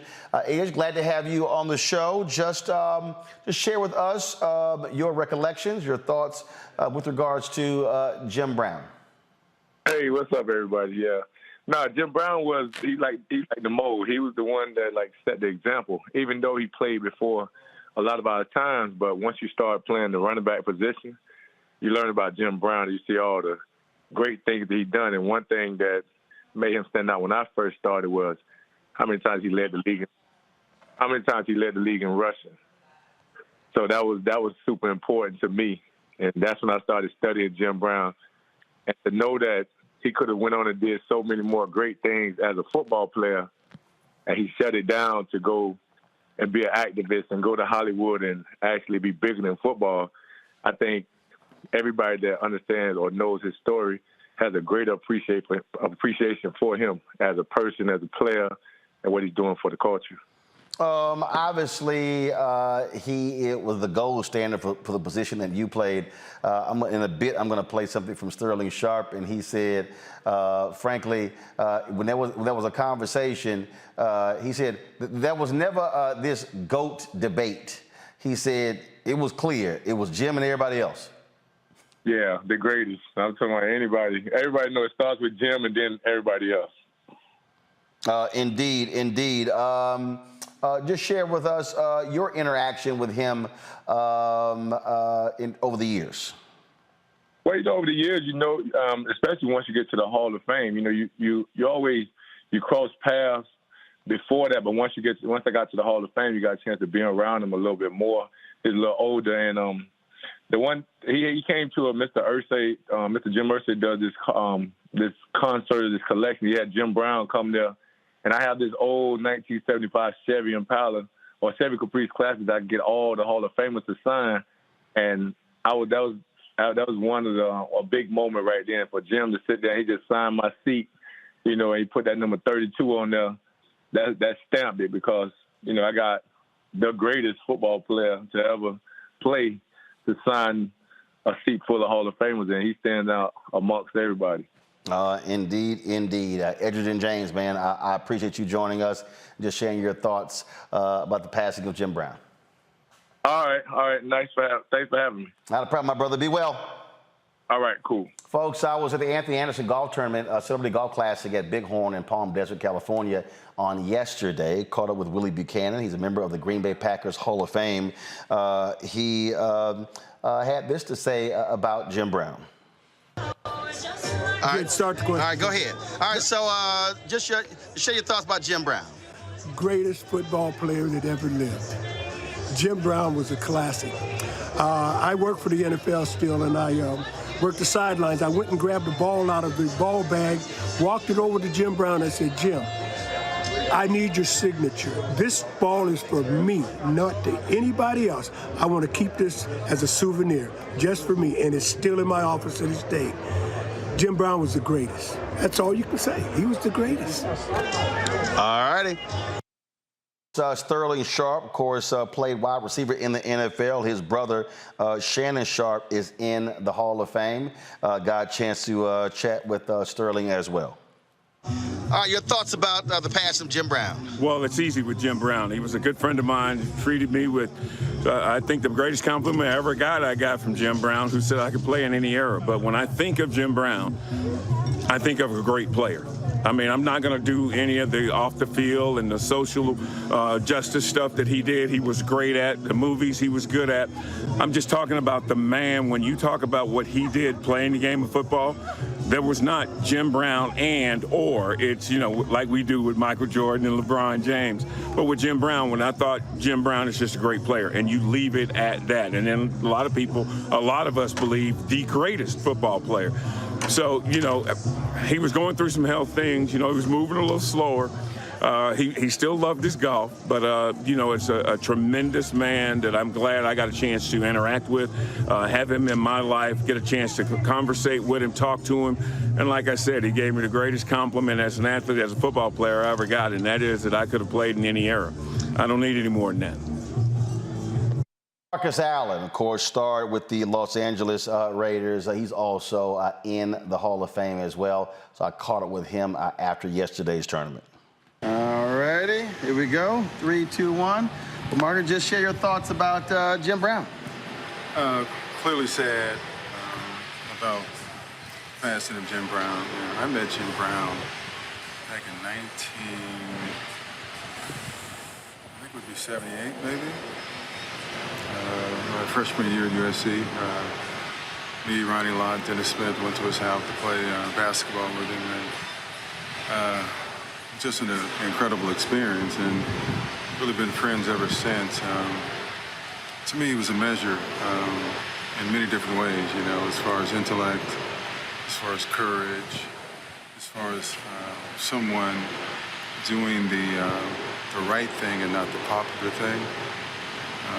That sort of epitomizes Jim Brown to me. But when you really got to know him, he was just, he was a great guy who wanted to elevate you and all that you were doing, and wanted you to become, I think, a beacon that would represent your family and your community. And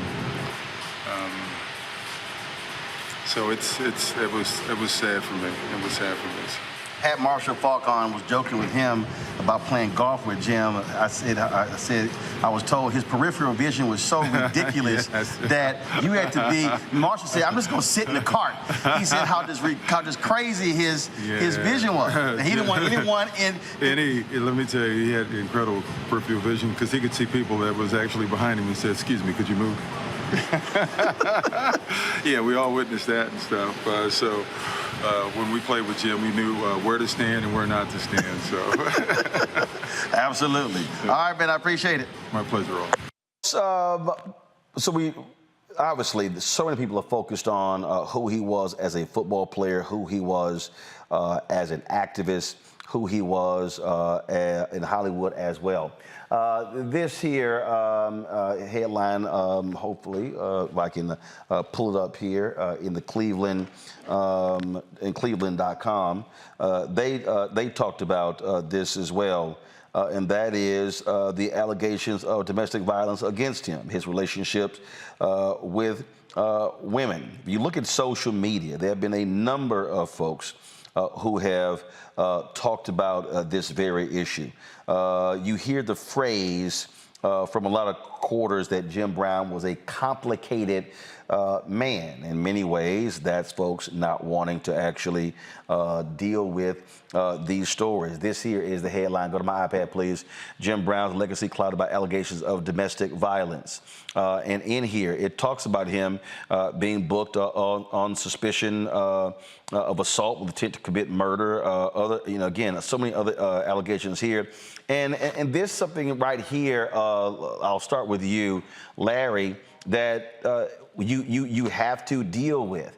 Bomani Jones on his podcast dealt with this, and what he said, he walked this thing through, and he said that Brown never, he said, for all of this talk of him being a man's man, he never actually wanted to confront the one issue that dogged him, and that is his issue with women.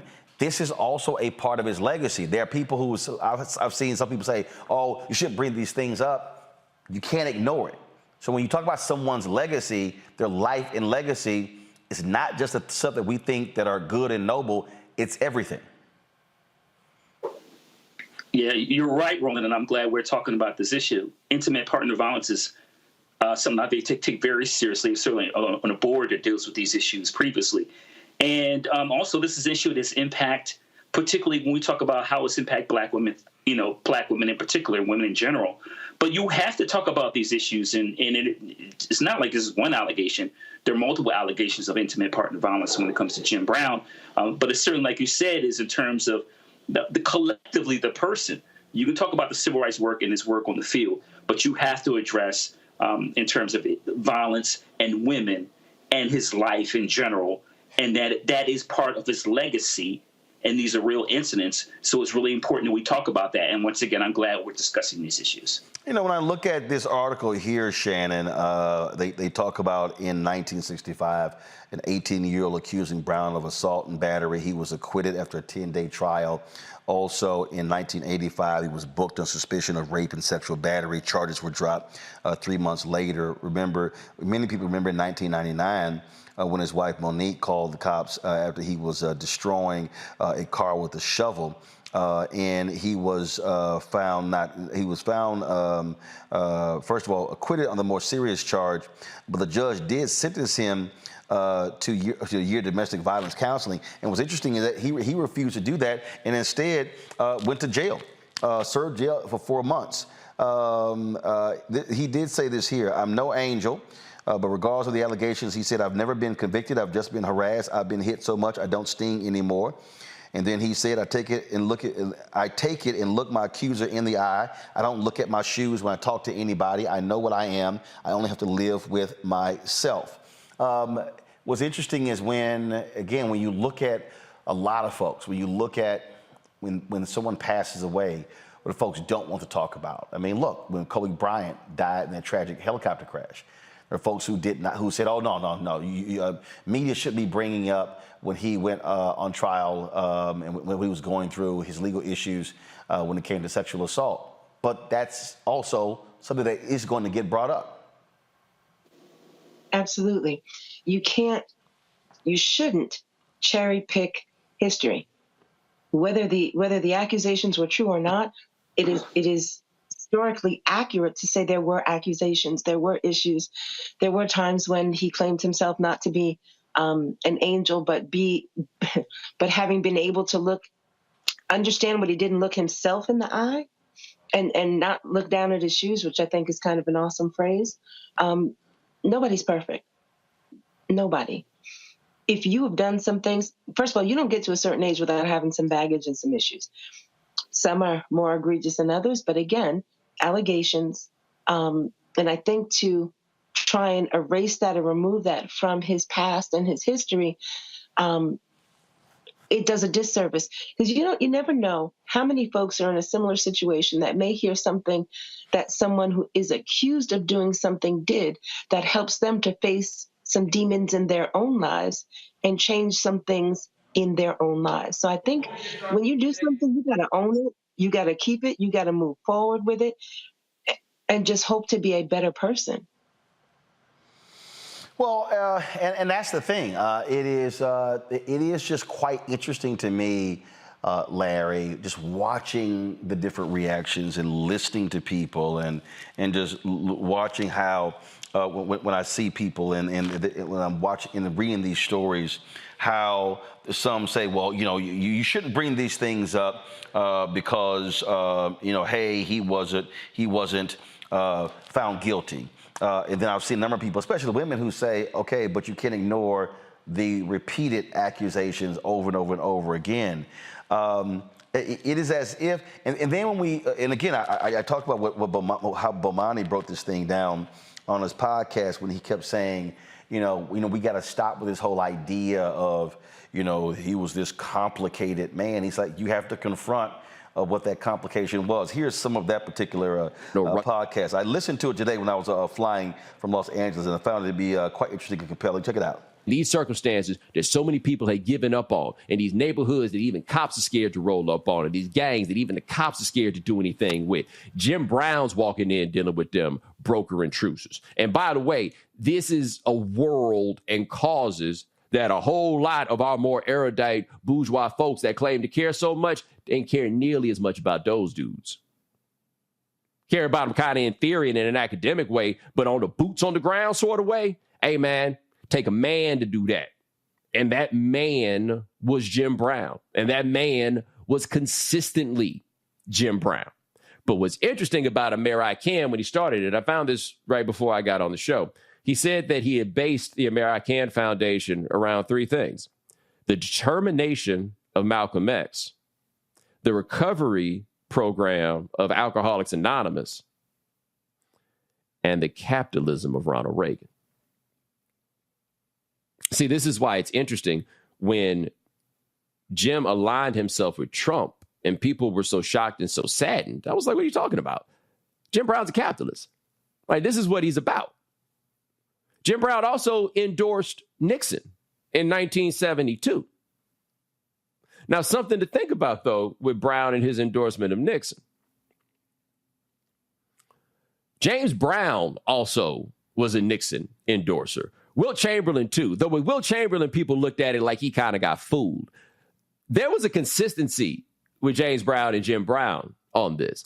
And these are two, again, man, right? Like that standard idea of masculinity. But these are also up from like bootstrap type dudes. Like they really believe that. James Brown really looked at himself in that way and truly believed that the path for black people was self-determination. The self-determination was going to be the thing that made it happen, not the ideas that liberal politics typically have of what black people need. They just believe, hey, man, give us a chance and we're going to go over here and we're going to make it work. There's a consistency there in that ethos for these guys who really believe in capitalism and really believe in this, right? Like, it's there. That's why I say Jim is not complex. It is not complex that Jim Brown would align himself with Donald Trump. And the reason it's not complex that he would align himself with Donald Trump is that Donald Trump would be willing to meet with him, which I feel somewhat confident a whole lot of these other presidents would not. And by the way, I did a Google image search on that too, right? It's in the most thorough search, so I could be wrong.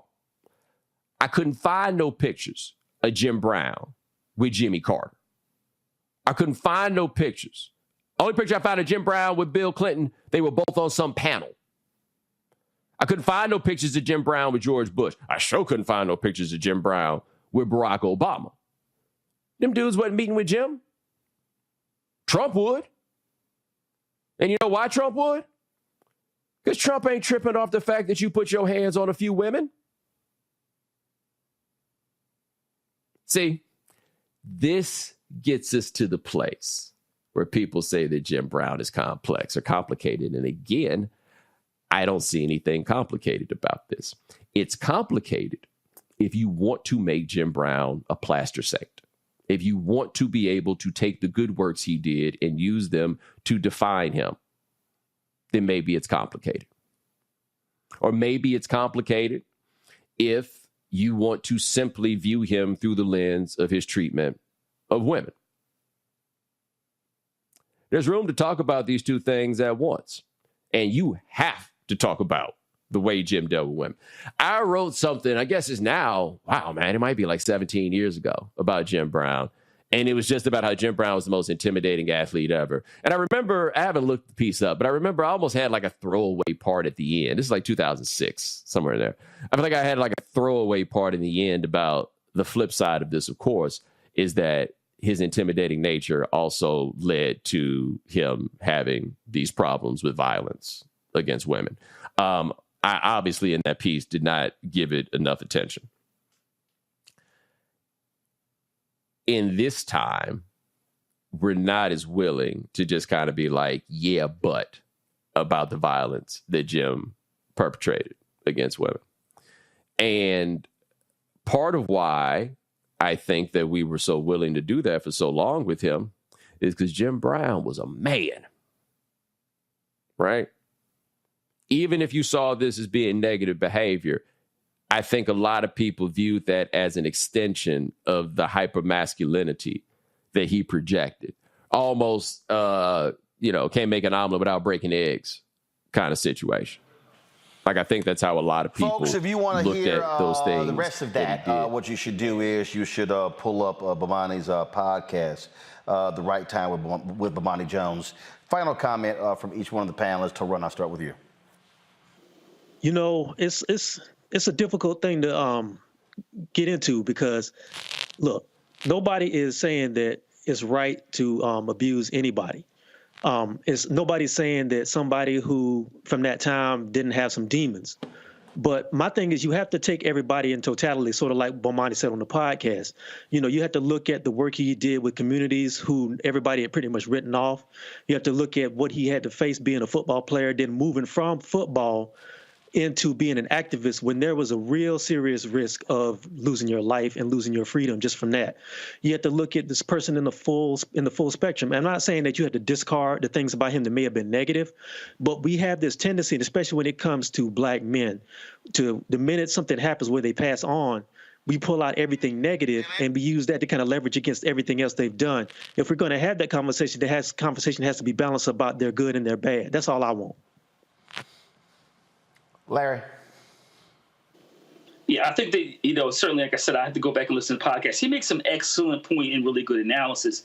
I think the other thing is when we talk about issues related to intimate partner violence, and like I said, when I go back to it, because we're discussing this issue, is I agree with my colleague, you have to, you paint this tapestry of someone's lived experiences, but we have to remember this is one of the things I always felt in the black community when people talked about Mr. Brown and his, particularly my father, about how kind of watching him play, et cetera, that this is always kind of like he described, Jones described it in his essay. He talked about the end, like people and father and other folks will talk about this very end. But this is something when we talk about value in black women and other women, we have to put to the forefront. And really, we should be leading with this, but also offer context to the other things he's done on the field, his civil rights work, et cetera. But we have to confront this because this is an issue that's impacting the lives of women throughout, not only the U.S., but throughout the world. Shannon. As much as so many folks have tried to say, it's not a complicated issue.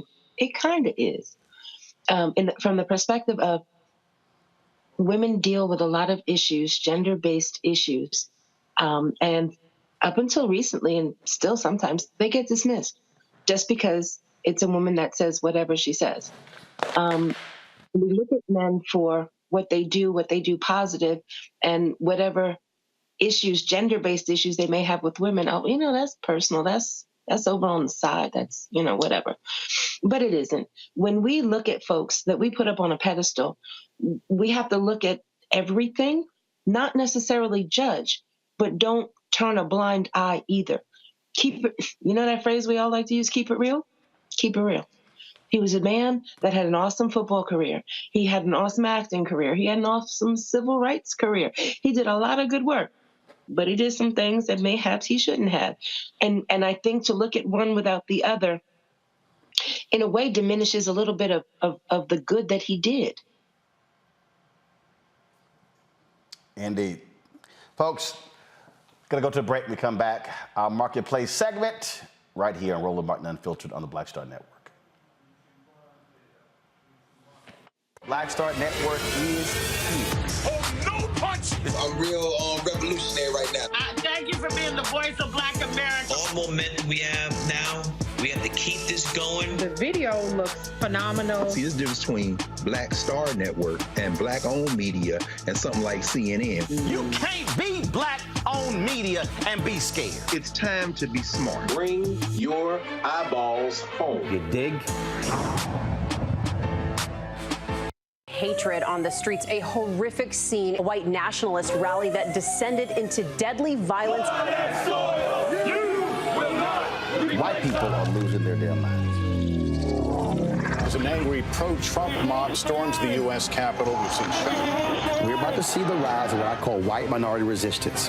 We have seen white folks in this country who simply cannot tolerate black folks voting. I think what we're seeing is the inevitable result of violent denial. This is part of American history. Every time that people of color have made progress, whether real or symbolic, there has been what Carol Anderson at Emory University calls white rage as a backlash. This is the rise of the Proud Boys and the Boogaloo Boys. America, there's going to be more of this. Here's all the Proud Boys, guys. This country is getting increasingly racist in its behaviors and its attitudes because of the fear of white people. The fear that they're taking our jobs, they're taking our resources, they're taking our women. This is white fear.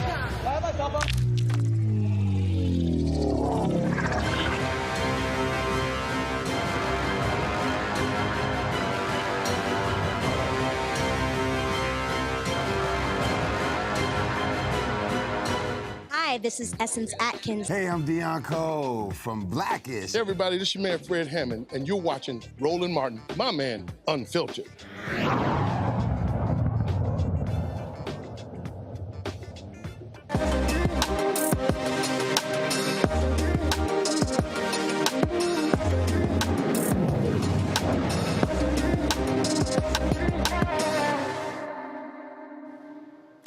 All right, fam, we all love games. And y'all know we get together, we play some games.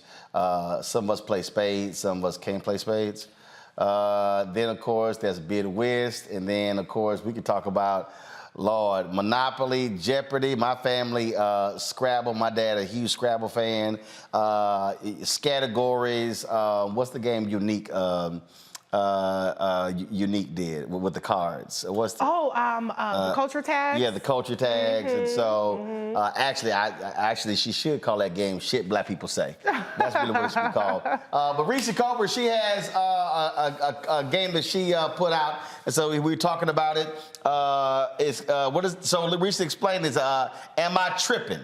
Okay, yes. So so walk us through, Am I Tripping? So the concept is really simple. There are 100 game cards in the deck, and on each of these cards, there are scenarios written down that are meant to spark. I picked out some of the best ones, because Roland is so opinionated. So I said, okay, I gotta get Roland to chime in on if the person on the card is tripping or not. And so the topics cover dating, relationships, marriage, parenting, money issues. Like I saw one today. Actually, it was one today. And it wasn't a card, y'all. It was real life. So apparently, this woman gave her friend a $400 baby shower gift, and her friend had a miscarriage. And homegirl was like, "Should I ask for the gift back?" No, you need your ass whooped. Right, you're tripping. Yeah, you need your ass whooped. Right. Exactly. So you have these. So okay, let's see here. So one of these here, the most I will tip for a takeout order is $5, regardless of the order amount. Am I tripping? And so what then happens? So you throw this out there, then everybody talks about it? Everybody talks about it, and you decide, like, yeah, you're tripping because you should tip 20% or you should tip 10%, or I don't tip for takeout regardless because I'm not getting served, you know? So it's meant to... Okay, see, I'll answer that. Okay. I tip if the pizza been delivered to my house, I'm tipping. Right. I ain't tipping if I order at the counter. Right. And my ass drove to pick it up. But wait a minute. And you process the order. I mean, that's why I'm paying for the food. But what if you didn't order at the counter? What if you placed the order online and when you get there, you just pop in, boom, take your food and leave? That's the same thing. All you did was you put my shit in the package. That's what I paid for. Right. Yeah, I don't understand now. You go to places and they got, on the whole deal, tip amount. Yeah. Like, you ain't do nothing. Like, all you did was literally take my order. I'm doing the work. Yeah. Come on, no, I ain't doing that one. So yeah, the other thing was like not tripping because you agree with the person on the card. Got it. Okay, all right. My coworker's boyfriend threatened me in the work parking lot because he thought we were fooling around. Since he picks her up frequently, I'm considering reporting the incident to HR, even though she is one strike away from getting fired. Am I tripping? Am I tripping? Okay, all right. So what's the answer? Okay, what do you think? Let's see. Hey, you gotta give the answer. All right, let's see. My coworker's boyfriend threatened me at work because he thought well, first of all, here's the problem with her question. You gonna report her to HR. Yeah. When what your ass should be doing, if he threatened you, you should be calling the cops. They ain't got nothing to do with HR. Right. Because she wasn't. Now, was she there? Was she present? Was she involved in there? If she wasn't, why in the hell would you be going to HR? Well, so this is where the fun of the game is. You fill in the blanks. It's like an open-ended hypothetical, and then you say, well, it depends. Like, if homegirl was out there watching her boyfriend threaten me, then yeah, it's an HR issue because this happened at work. So that's where it's meant to really spur discussion and get people to fill in the blanks. All right. So when did you come up with this idea? Where did it come from? Okay, so on my show, the Reecie Colbert Show on Sirius XM Urban View, I have a segment called Am I Trippin'? And I was like, I gotta find a way to try to protect this idea because I'm just a small fish in a big pond. So somebody like a Charlemagne, I'm not trying to put him on blast. Somebody else might be like, oh, we should turn this into a card game. So I was like, well, let me do it first. So I came up with the idea to do a card game so I can trademark Am I Trippin'? Also have something to leverage with my show. This media stuff don't, unless you're Roland Martin, this media stuff don't pay like that, so I was like, well, let me. She tripping. Okay, put that on the card. That'll be in the next edition. Yeah, she tripping.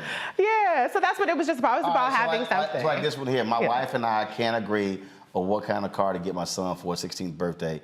We make good money, so she wants to get him a new entry-level luxury car. I told her we make good money, not him, so he needs to work his way up to luxury and start with a cheap car. Am I tripping? No, you ain't tripping. First of all, I ain't buying you shit at 16. Wow. Okay, what age? 18? Hell yeah. Okay. 18. I ain't buying you no damn car at 16. Nah, you maybe drive my car, maybe. Maybe. Okay. But I ain't buying your ass no car at 16. And it damn sure ain't gonna be no luxury car. But don't you think the car that your child has is a reflection of you as well? Hell no. Because I don't give a shit what nobody else thinks anyway. Okay. When I drove my Corolla, I didn't give a damn what nobody else think. That shit was paid for. Right, okay. Like right now, my Navigator will be 15 years old in November. It's been paid for since the day I drove it off the lot. Wow. Y'all can kiss my ass if you got a problem with me having a 15-year-old car. There's nothing wrong with that. Guess what? Your ass got a note. I don't. Okay. Yeah. Okay. But see, I would want to buy my daughter a luxury if I had the means to do. I would be like, oh, girl, you got to sign. Her ass getting a cheap damn car. No, he right. What Bill Cosby said in the Cosby Show? Oh, I don't know what he say. When he said no. Me and your mama rich. Yeah. Well, there's a lot of this going around. You ain't rich. Yeah. I'm with him on that. No. Yeah. That ain't happening. I think Shaq, there was a video, Shaq did that. He told his son, I think his son graduated like, say, get whatever car you wanted. So his son went and he wanted, he wanted the Charger. Okay. But the top of the line Charger. He was like, oh, hell no, you ain't getting that. He said, Get the entry level. He said, I got that one. You ain't getting that Right, one. right, so, yeah, I'm right. with him on that one. All right, let's see here. Who am I starting with? Larry. I guarantee you, Larry probably already had dinner conversation like this already. Right. So Larry, what do you think about am I tripping? You already know. First of all, Reece, congrats on all your success. I say you're killing it. I love the game idea. I think it's great. I think it's going to be a hit. Make sure you let us know what the website is so I can go and support your sister. That's first of all. Second of all, let me go to a couple of those questions. So 16-year-old, nah, you're going to have to. No, you're tripping. You're gonna have to earn that. That's first of all. Oh, wow. Tough crowd. Thirdly, with the whole thing about the boyfriend in the parking lot, forget the professor stuff. I'm from Philly, so I'm not even having that. So I don't need HR to handle that situation. So he's tripping. So that's my answer. I love that. I love that. Yeah, you know, one of the things I forgot to mention, so in each package, I decided instead of making it a card, I was going to make it an insert because people want 100 cards. They don't want 99 cards plus an instruction cards. Right. So I have this insert with each package that gives you some ideas. Small ass writing. I know, but look, it's 4x6. It's like 12 cents to print this, okay? So, you know. Damn, girl, you need to increase the damn type. I got good eyes, but damn. Well. See, you should have used both sides of it, see. Okay. I'm taking advice from the entrepreneur, from the guru. Big ass print. Yeah. Look at the ass print. Put a magnifying glass in that damn box as well. And listen, everybody got a phone. Take a picture and zoom in. Boom. Problem solved. See right there. See right there. No, use both sides. You're already paying for it. Yeah, that's a good point. Okay, free advice. Shannon, go ahead. I'll take it. Wow. So, there's a lot of tripping going on from them questions. My 16-year-old is not getting a brand new luxury car. You're going to get a Fred Flintstone mobile and hope you got some good shoes on to be able to make them brakes work when you need to make them brakes work. Unless you got your own thing going. I'm sorry. As far as fast food, I'm going to pick up food and I'm tipping. You tripping if you think I'm tipping. If I'm coming to get in my car, use my gas to get over the way. You ain't. No, it's not happening. And as far as the HR, the parking lot, and all that, there is a song that I listen to. It's called Try Jesus, Don't Try Me, because I like hams. Yeah. I'm going to leave it there with that. I know that's right. All right, so now these questions, did most of these come up on the show? In dinner parties, how'd you come up with the questions? So I came up with the scenarios. I came up with them. Some of them are kind of from my personal life, you know, with a little spin on it to protect some people. Mm-hmm. The HR one, it's not me, but it's people that I know have been involved in a lot of these scenarios. And then other things are just kind of like, some of them are simple, like the I don't tip more than $5 on takeout, because the idea is like, you know, these are kind of scenarios that we all find ourselves in. So some are scandalous, some are very simple. And then I have cards in there where it's about sharing your own story. I put one in there for you, Roland, because I know you have to tell people no a lot. Yeah. So one of the cards, I think it's in that deck you have, it asks, you know, share a true story about a time where you said no to somebody that made you think, am I tripping? So on every card, it does. I thought I was tripping. Well, so you just already know you're never tripping. Okay, well, that's. If I tell your ass no, no means no. But sometimes you say no and do you ever feel bad about saying no? Hell no. Okay, well, it does not apply to you. Hell no, I don't feel bad. I know you don't. If I tell your ass no, the answer's no. The answer is no. And I feel perfectly fine. So you can call other people tripping, but you never tripping. Hell no. Okay. I'm not about to sit. If you ask something, no. That's a full sentence. Why do I feel bad? It's a full damn sentence with a period. Yes, point blank at the period. Absolutely. I think this one here. I think this one. Let's see. I think this one applies to Toe Run. Oh boy. No, I think this. After a night of drinking, my friend got sick and threw up in my car. I told him he needed to give me money to get it professionally clean, but he said it was my fault for pressuring him to keep drinking. I did keep buying shots, but as a grown man, he should have known his limits. Am I tripping? Oh Lord, you're gonna put that one on me. Hell yeah, I'm putting it on you. It's ironic because I've had that situation before. And see, there we go. Look, I say it straight up. Look, you should be thanking me because if I'm designated driver and I'm getting you home without you having to lay on the ground, you need to be hooking me up, man. I did take one of the shirts that he took off and used it to mop up some stuff, so I didn't get tripped at all. I wasn't tripping. I didn't feel like it. I'm making his head clean it up, even in his drunk state. Oh wow, you're not gonna wait till the next. Well, it does stink after a whole. That funk not gonna be about in the car. No. It takes some days to air it out. Your drunk ass cleaning it up right now. Look, I have never thrown up in anybody's car, but this is a true scenario. I do have a friend who threw up in her purse to avoid throwing up in my car. So I was like, thank you. And I bought her a new purse to thank her. I can't stand being around drunk ass people. If you drunk. Well, you don't drink. But if you drunk, I don't mind you drinking. But yeah. You get to the point when you drunk and you throwing up. Yeah. Oh, hell no. Hell no. You know your limits. Yeah, we got problems. All right, I want to throw this last one out. Each panelist answer this question. My pet peeve has been around people who never have cash. Yes, I know there are cash transfers, apps, and cards, but I think it's crazy not to even have at least $2 on you at all times. Am I tripping? Larry?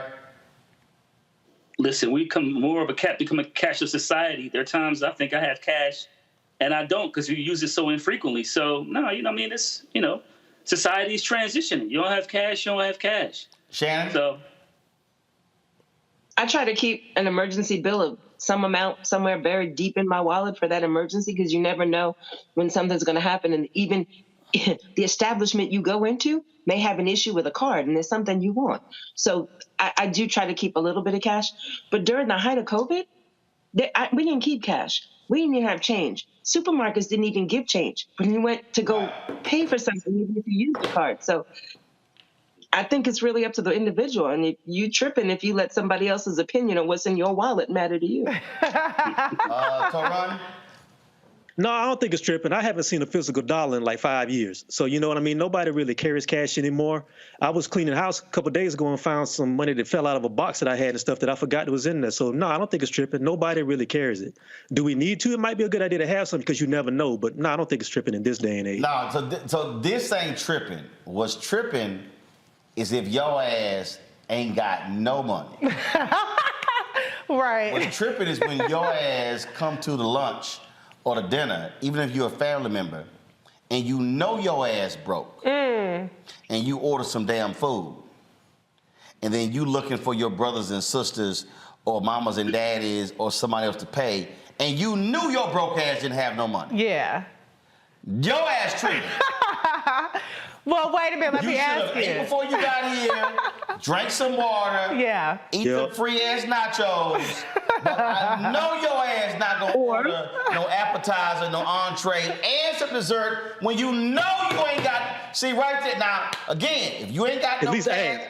If you ain't got no cash, cool. Yeah. But your ass about to be cash happy. Right, there you go. At least ask somebody ahead of time. So that's it. Pull somebody to the side like... I want to go out. But I'm short right now. Can you hook me up? Before you even go out there, don't just go up and do that. Let you know what me I mean? say it again.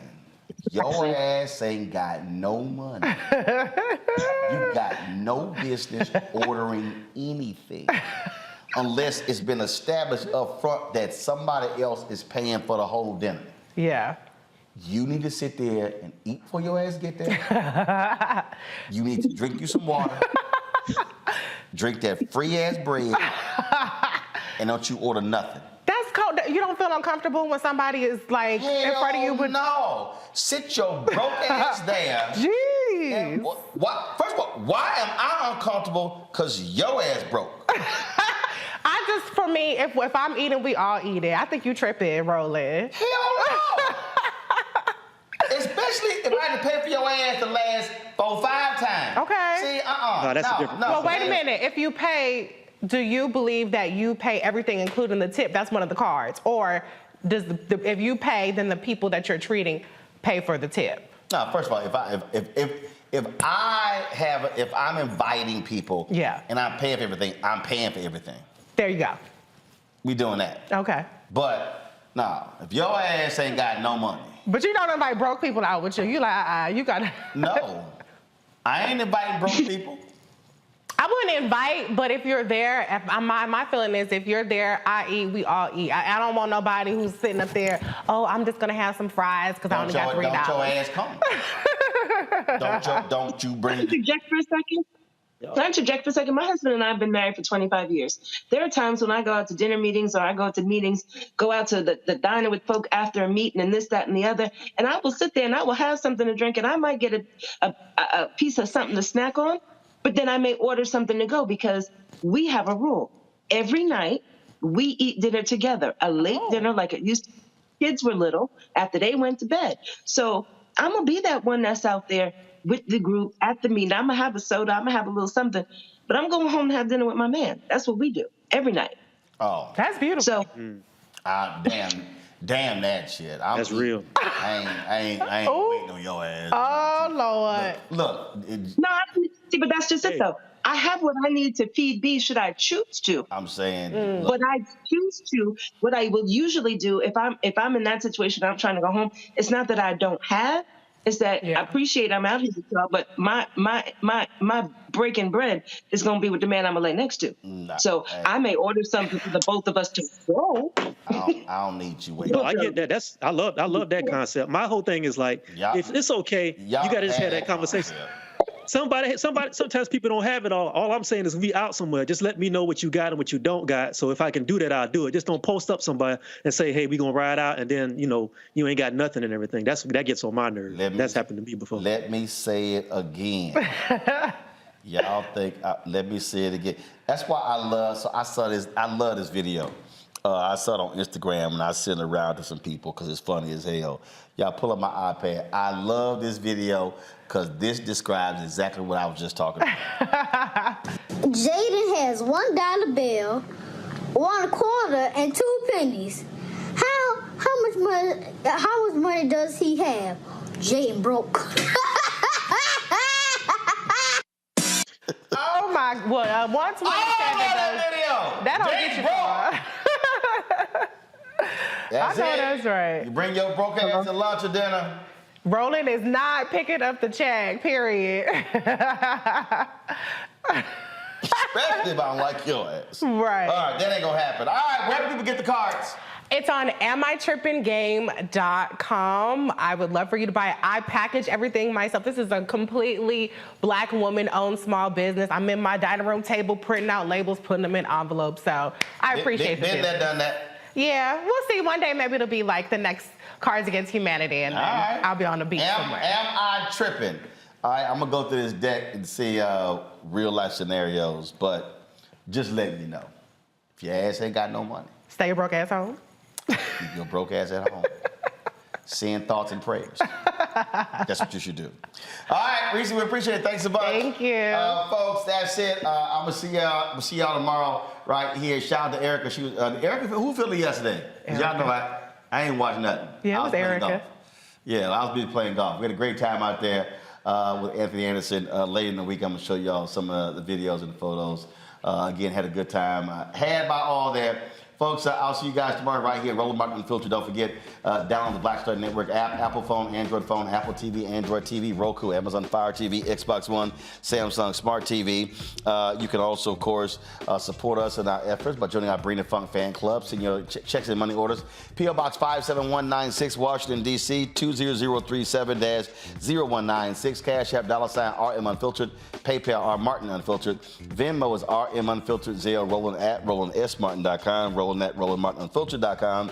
And of course, you can get my book, White Fear, How the Browning of America is Making White Folks Lose Their Minds. And before I go, I got to hear my man talking about Jaden broke ass one more time. It's going to take us out. I'll see y'all tomorrow. Holla! $1 bill. Jaden has $1 bill, 1 quarter, and 2 pennies. How much money does he have? Jaden broke. Blackstar Network is here. Oh, no punches! I'm real revolutionary right now. Support this man, Black Media. He makes sure that our stories are told. Thank you for being the voice of Black America, Roland. Stay black. I love y'all. All momentum we have now, we have to keep this going. The video looks phenomenal. See, this difference between Blackstar Network and Black-owned media and something like CNN. You can't be Black-owned media and be scared. It's time to be smart. Bring your eyeballs home. You dig? Pull up a chair, take your seat.